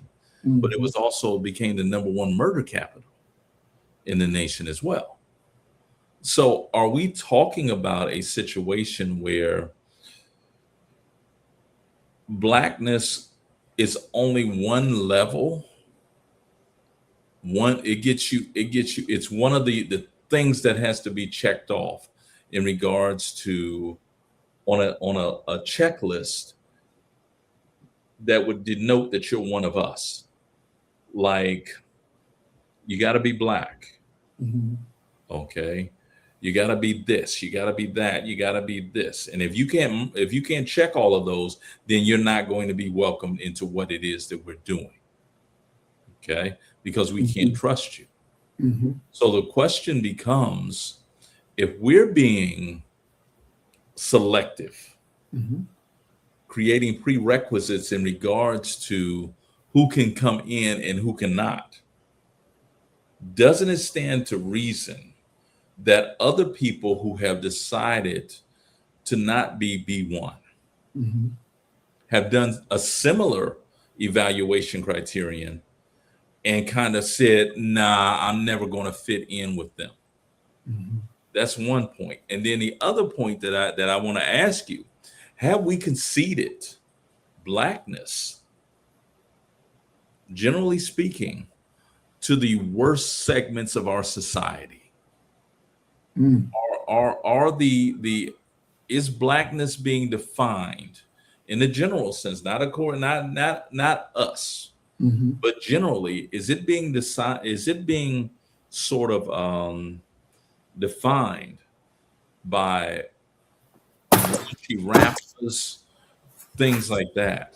Mhm. And it's the tail for Black America, is the tail wagging the dog at this time? And if it is, do those of us who are conscious, can we walk away from that segment of the population with a clear mind? I think to answer the question is yes. Our blackness is defined more than just by the color we are. It is defined by the way that we think. That really will tell us whether you're black or you're other. And so that's the checklist is how you think. Your thinking produces your actions. And we can look and tell by your actions whether you're black or not.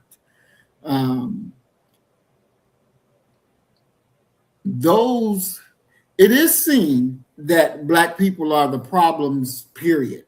That is what it is seen like. This is the thing.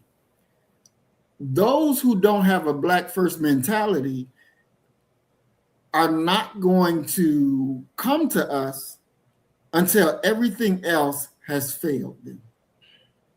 Everything else has to fail them. They have to see the reality of what we already know is out there. They have to feel that reality. They have to hit rock bottom and say, I don't have nowhere else. I give up. You know, it's like they go to church. I give up, Lord, help me, take me. I'm going to be good. That's when at that point, then we can take the niggas and we can turn them into black men and black women. Because at that point, they've reached their I give up. Ain't nothing else I can do. Ain't shit else working. I'm ready to submit. What does that look like? Because for me, you know, my family, and you're familiar with this region as well. My maternal side of my family, my mother's people, Memphis, Tennessee. Mm-hmm. Okay.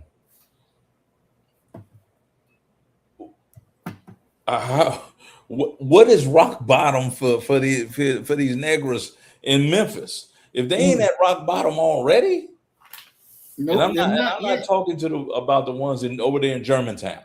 Right. You know the ones I'm talking about, the ones in Frazier. Right. Okay. What they ain't at rock bottom? Not to them. That's what I'm saying. What does rock bottom look like then? Yeah. For them, it would have to be where they have no other way, that they can't see anything beyond what they see there. And at that point, that's when they say, okay, I give up. I'm ready to listen. I'm ready to do right. I'm ready to get the hell up out of this condition. Once they reach that point, that's when they can become. But let's be fair to them. They're the ones that did a hell of a job in creating that culture, in that situation. They're the ones that embrace it. They sing about. So I don't see how that condition would be rock bottom for them. I think that they would glorify that. They would embrace that. The more ignorant, the better, it seems. Mm-hmm. So what's going to be rock bottom? Because it seems like the worse that it gets, the more that they love it and they embrace it. You know, it's like, because I was dealing with a brother just like that when I was down there. in Nashville, living in Nashville and dealing with a brother from Memphis that was in that position. And he was incarcerated, and he wrote me a letter. And he was saying, yeah, he in jail and he used to rap about it. And, this is just not something that he wants to continue doing. He was at his rock bottom and he was ready to listen, and he was ready to really make a serious change in his life. And, I began to help him, talk with him, communicate, share pictures and letters and stuff. And he got out, and, he is sticking to the right way. That was his rock bottom, where he realized, shit, this just not, it's not hitting for me. I want to be over there with them. I want to try doing what they did. And it took them to go and say, all right, I have to accept that this just not working. So some people, they're going to admit it when they're dealing with their heart of heart. You got them one-on-one, or they reach out to you one-on-one and will say, this, I don't find the glamour in it. I don't find the glory in it. I'm sitting here, I'm caged up because I wanted to run around like them, and they running free, and I'm in here. That's what rock bottom, the rock bottom is going to look differently for them than it would for us. For them, they got to go all the way down and then realize, I could be living better than this. Let me find where that light is and let me go start walking to that light. And some will make it and say, yeah, I want to walk that light and stay on that trail. Some will get on that trail and fall back off and, wind up being killed off or whatever. So it's like you've always said it, everybody ain't going to make it. Yeah. Everybody ain't going to make it. So, that's that decision that they have to make for themselves. We can't force it. I would love to force it on them. But that's just not how it works. That's just not the reality of it. And, I pray that they get that rock bottom sooner than later. Because the longer you wait, the harder it is going to be for you to correct the ship. And, for those who know that they need to correct the ship, don't wait till you get the rock bottom. Start now. Start that correction now. I've never been on a cruise ship, but I can imagine when they got to make a turn, they got to start turning the wheel or moving the rudders, however that damn thing goes. You talking about hours to turn that thing around. Exactly. So start that bad boy now and don't wait. Well, yeah, and then the one of the things that we rarely talk about, and I'm in this stage now, full blown, that I'm tired. And so what I would argue would have been one of, just dealing with my family. One of their most valuable and useful resources is becoming increasingly less available to them. Because I'm tired of explaining the same stuff to you. I'm tired of, of talking about why is it, why can't you do just the basics to begin and start here? You have these grandiose ideas about how this thing is going to go, this and that, but you can't even get square one going. The idea of consistency and discipline. And I think that everybody has their limit. And it's not that I've lost the ability to aid and to work with our people. There's a part of me that looks at it as being hella inefficient and unrewarding. because I see, I'm just dealing with young folk, especially young Black men. Y'all ain't even trying to compete. Mm-hmm. And I think that a part of that is somewhat cultural, Mm-hmm. that you want to go ahead and you want to do what all the others are doing, and life is going to pass you by because you're not going to be excellent at anything. You're going to just be an average Joe, and Mm-hmm. being Black and a average Joe um, is not going to serve you well in the Mm-hmm. long term, situation. So yeah, but I just, until you are the only one that is pouring into your people Mm-hmm. with the truth about this nation, about our people, and what have you, we're at a decided disadvantage. And the fact that you couldn't go to any, even public school, and address an auditorium full of our kids, you got to go through the gatekeepers to even be able to do that. Puts us at an amazing disadvantage. And then the other aspect is like I told you, I mentioned it earlier, we had started that Saturday school, Mm-hmm. and to see Black folk not come to that. I had a student I was teaching. I was moonlighting at Houston Community College. I would teach at HCC on Saturday morning, and then I would immediately leave from HCC and go over to the Saturday school. And ironically, one of the guys that was in my class had, no, he was in the classroom next to mine. He brought his daughter to the Saturday school. Mm-hmm. And so we saw each other twice a day. And he came up to me, he said, "Man, you do this?" I said, "Yeah." He said, "So here we have a situation where a Black man who's got a PhD is teaching in the community for free. And there are 3 people sitting here." Those are the things that makes you like, what do you really want knowledge? Do you really want a path out of this?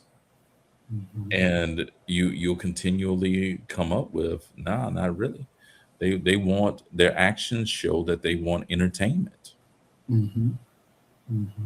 And just sort of, and I'll end with this, the idea, and this is one of and I consider it a legitimate criticism on one level. On another level, I don't. Mm-hmm. Kamala, she went and got rappers to go on stage with her. And these are not politically minded rappers. These are, the raunchiest of the raunchy. Mm-hmm. But that's who our people want to see. The masses of them want to see those people. Mm-hmm. And who's the brother? Ishmael Reed.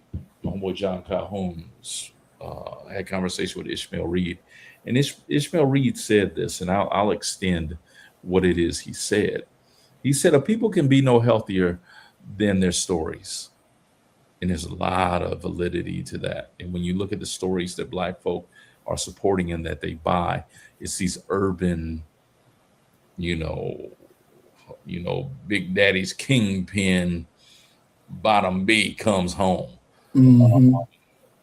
But I would extend that to not just our stories, but also our music. Mm-hmm. And you look at what our children are pouring into them, having poured into their minds without much parental supervision. It's deplorable. Mm-hmm. It really is. And Doc, because you deal with our youth almost every day, you see it from a different lens because you're looking at our future. Mm-hmm.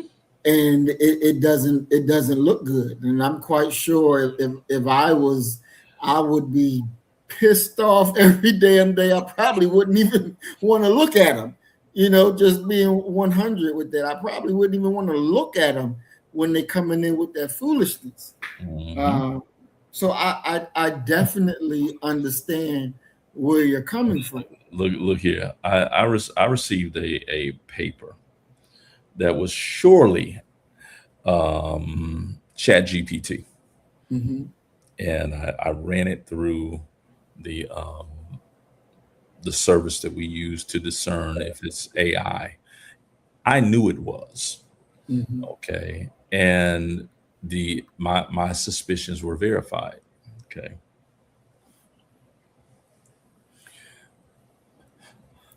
The thing that really set me off that said that this person didn't write this, it was about the autobiography of Malcolm X.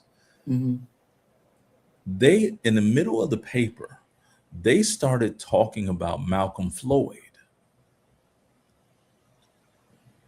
Now, who is Malcolm Floyd?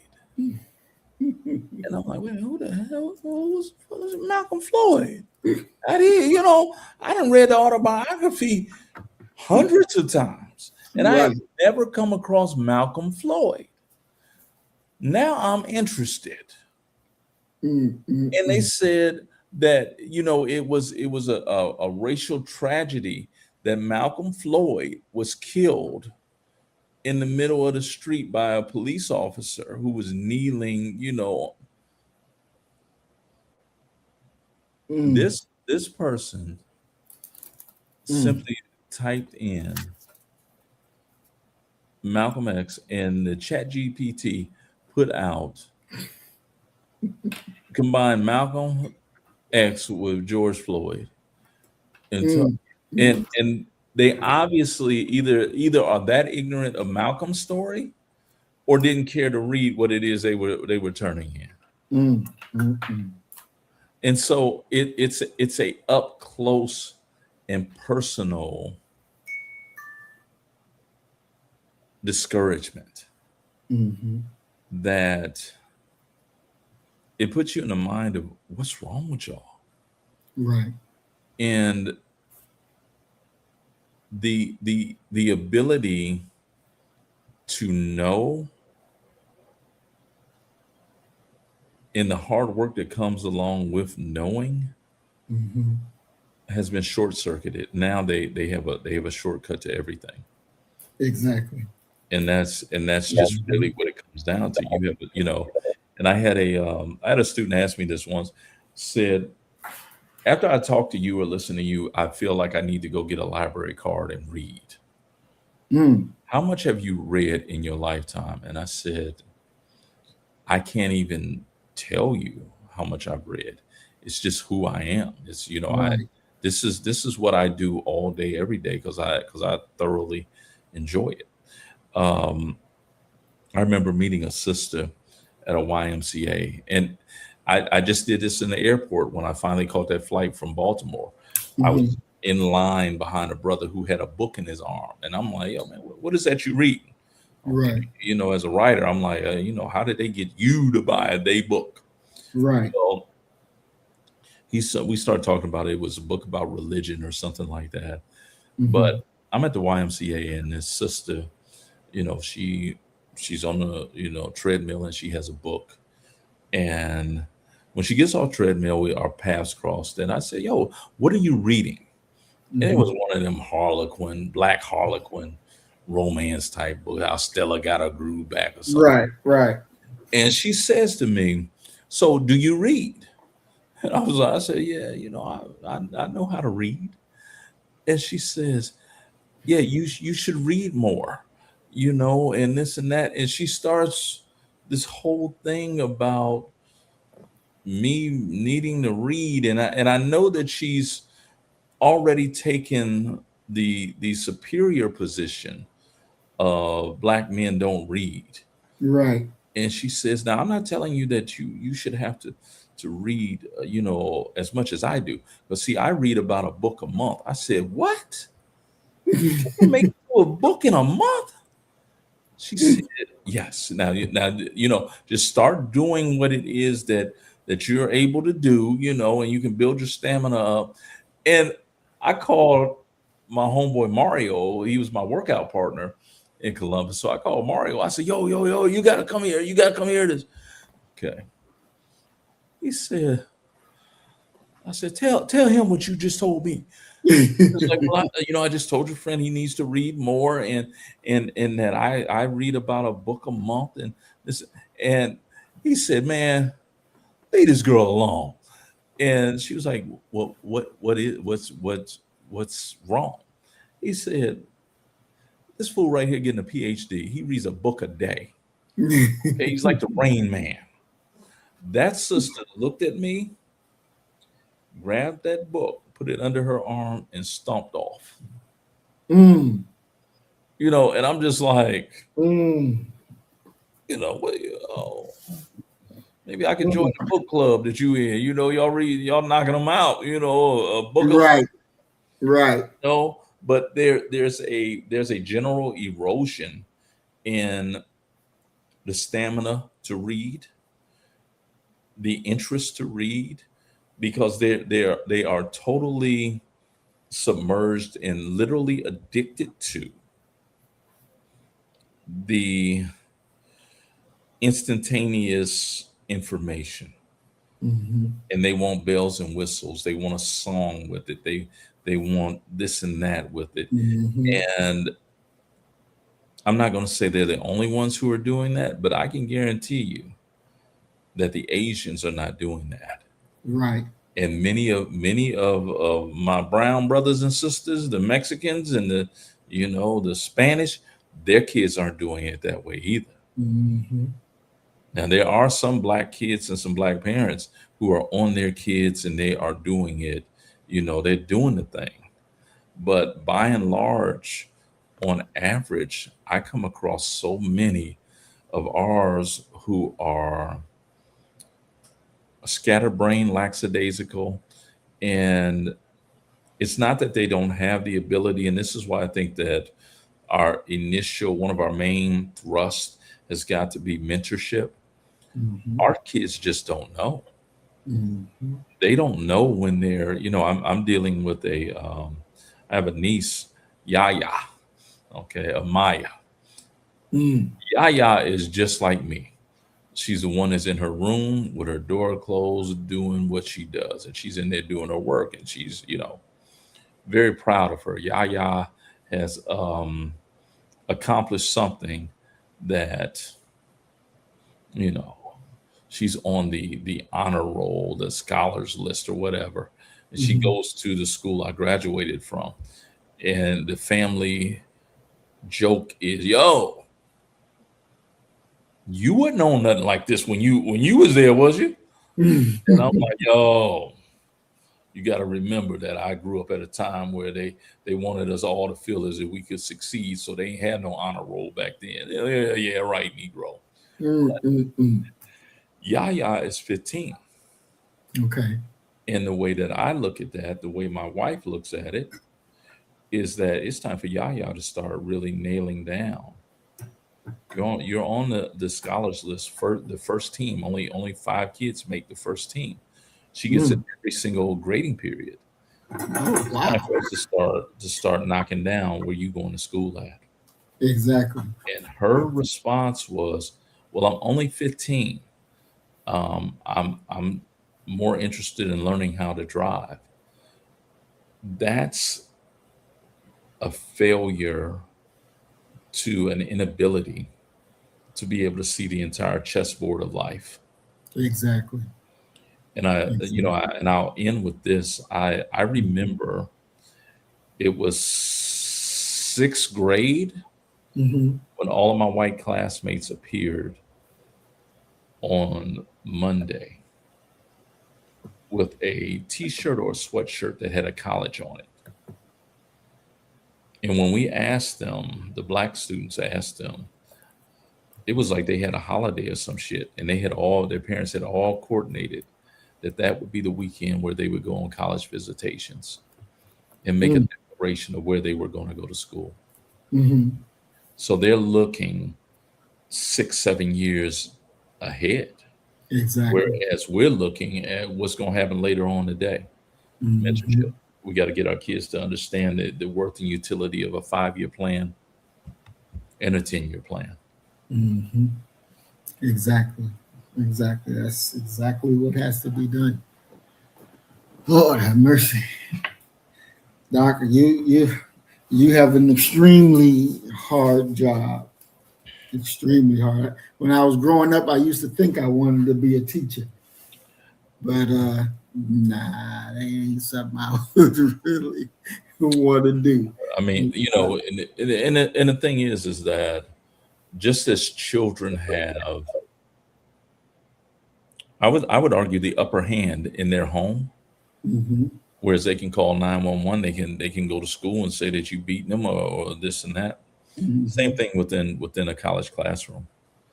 You know, if the students do not like you, if you're not popular, they can sink your entire career with a bad evaluation.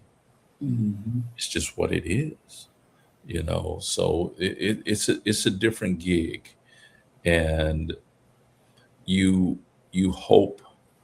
And this is the thing I told one of my white colleagues this, and he said, "Wow, I've never had to do that. Never even thought to do it." I said, every day on day one when I walk into a classroom, I'm looking for me. For the one that has the requisite intelligence, the work ethic, the ability to be able to navigate, because I'm first generation college, the ability to navigate this thing and make it all the way to a PhD. I see that potential less and less now. You know, and there's a part of me that almost says I never see it anymore, because they're not serious about it. And as a result of that, you know, what can you do with that? They're just playing. Exactly.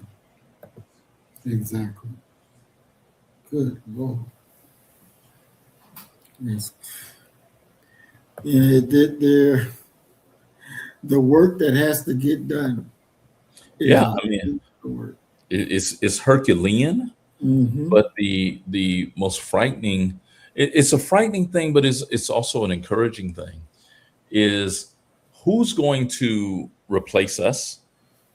Because, you know, we're nearing retirement age. We're looking at retirement.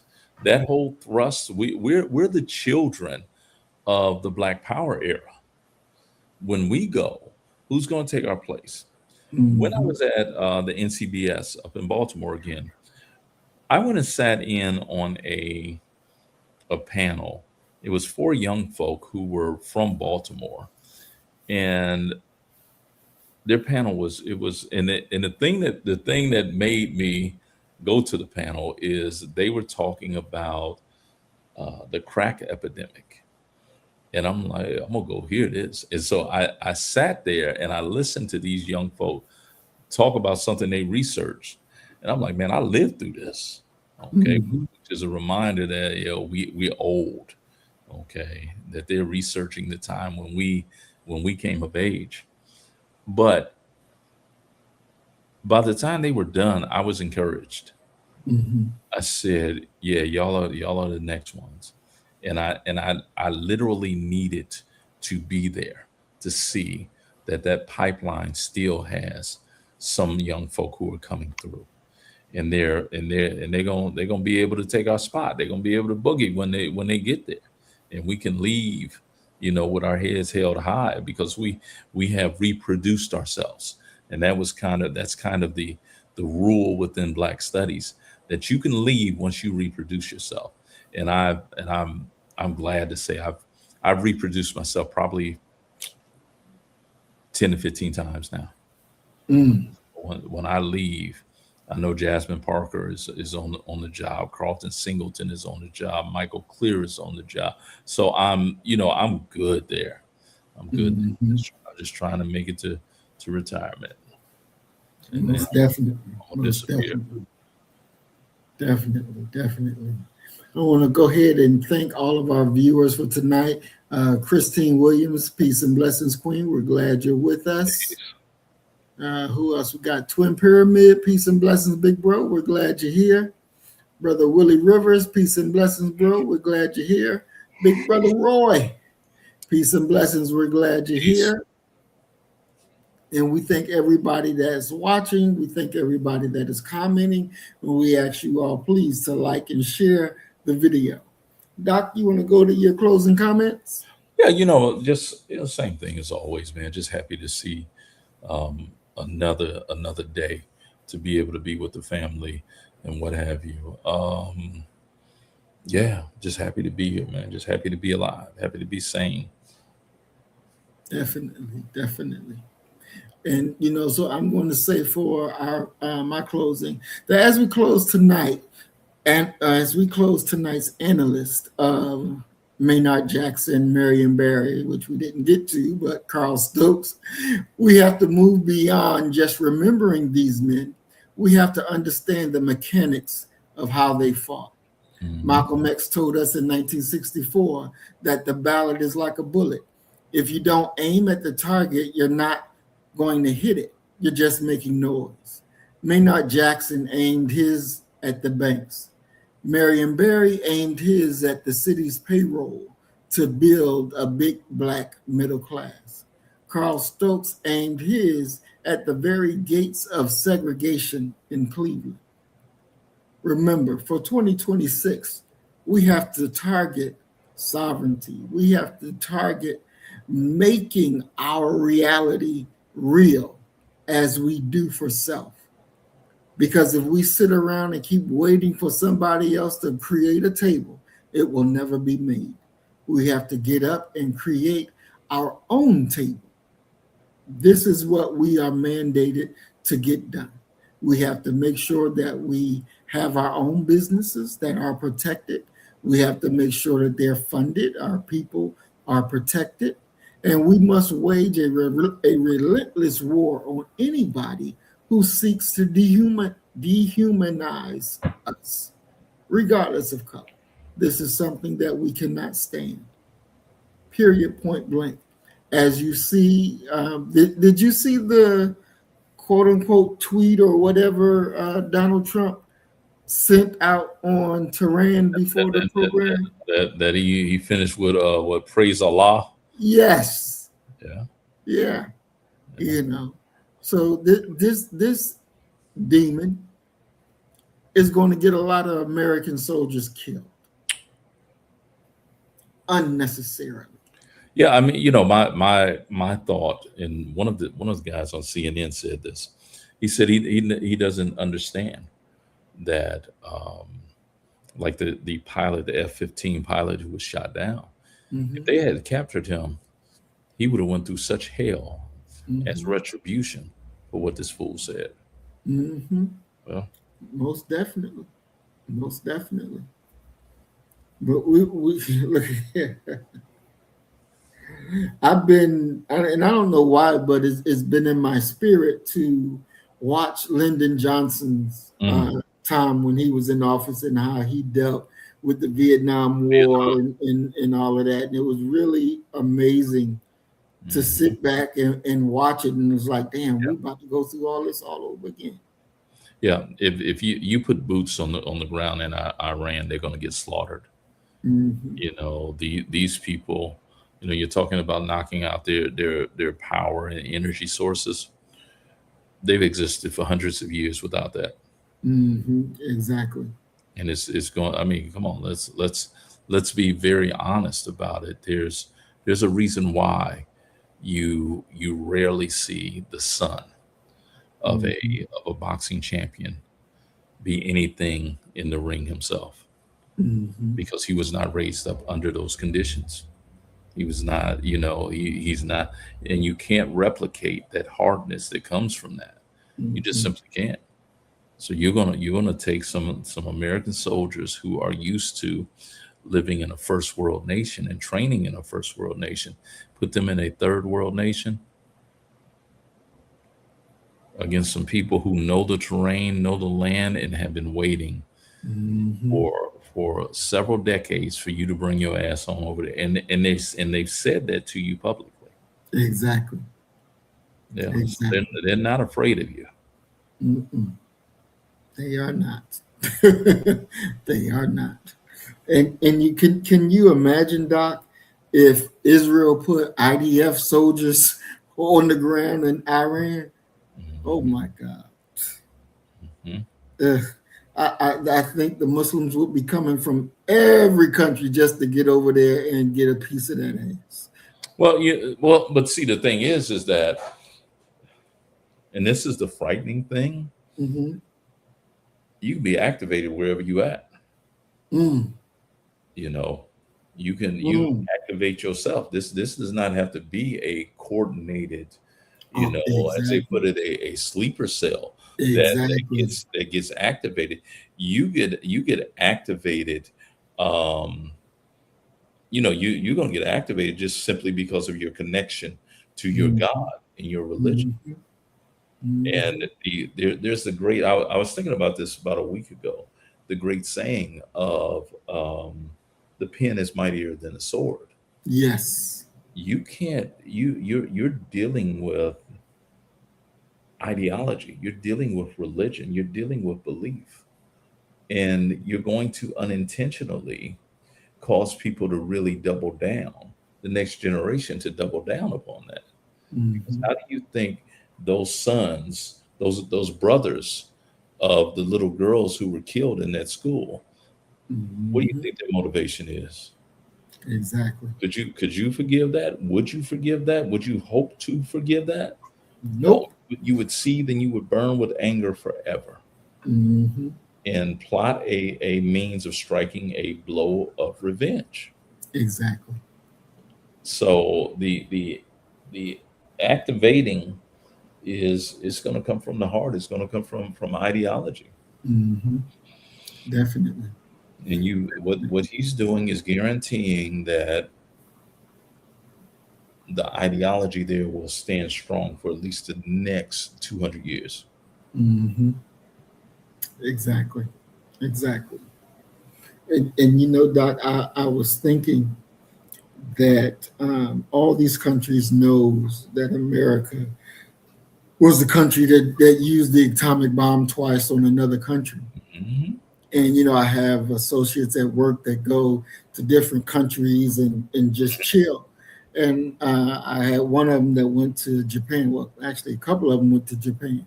And I asked them, do they have a memorial for the two atomic bombs that were dropped on them by America? And they were like, yeah, they do.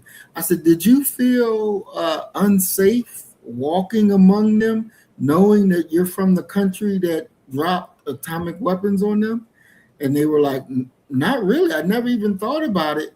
But, they were like, there was certain protests, there, especially around the American base in Japan, and they were saying that the Americans got to go, the Americans got to go.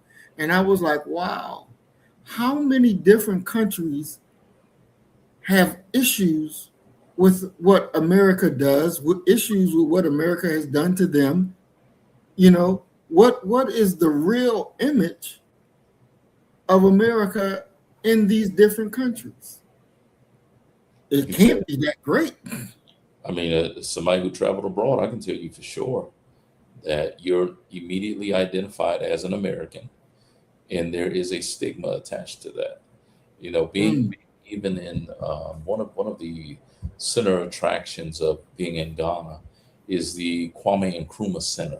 It's this humongous botanical garden where they talk about the history of Ghana in it. You can get a tour guide who will talk to your group. And the guy who was doing our talk, he says, so you guys are American? And I said, yeah, but tell them the truth. And he said, the truth? I said, tell them the truth. And during his speech, he stops and he pivots and he points to the back of a center, and behind the center is this statue that has been decapitated.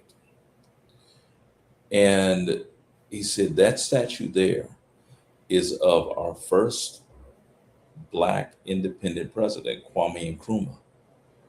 The Ghanaian people went ahead and took the head away.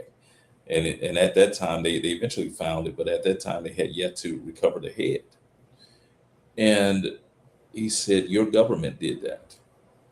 The CIA, they came in and they convinced our people that Kwame Nkrumah was actually stealing from us and planning to re-enslave us.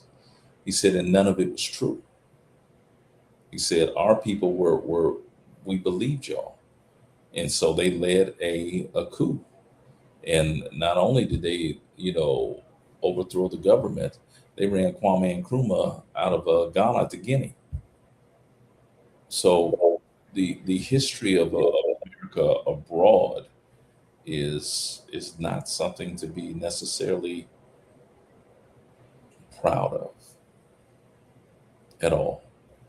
And that's, you can only, and this is one of the problems that we have, and this is why I would advise people to watch newscasts from around the globe.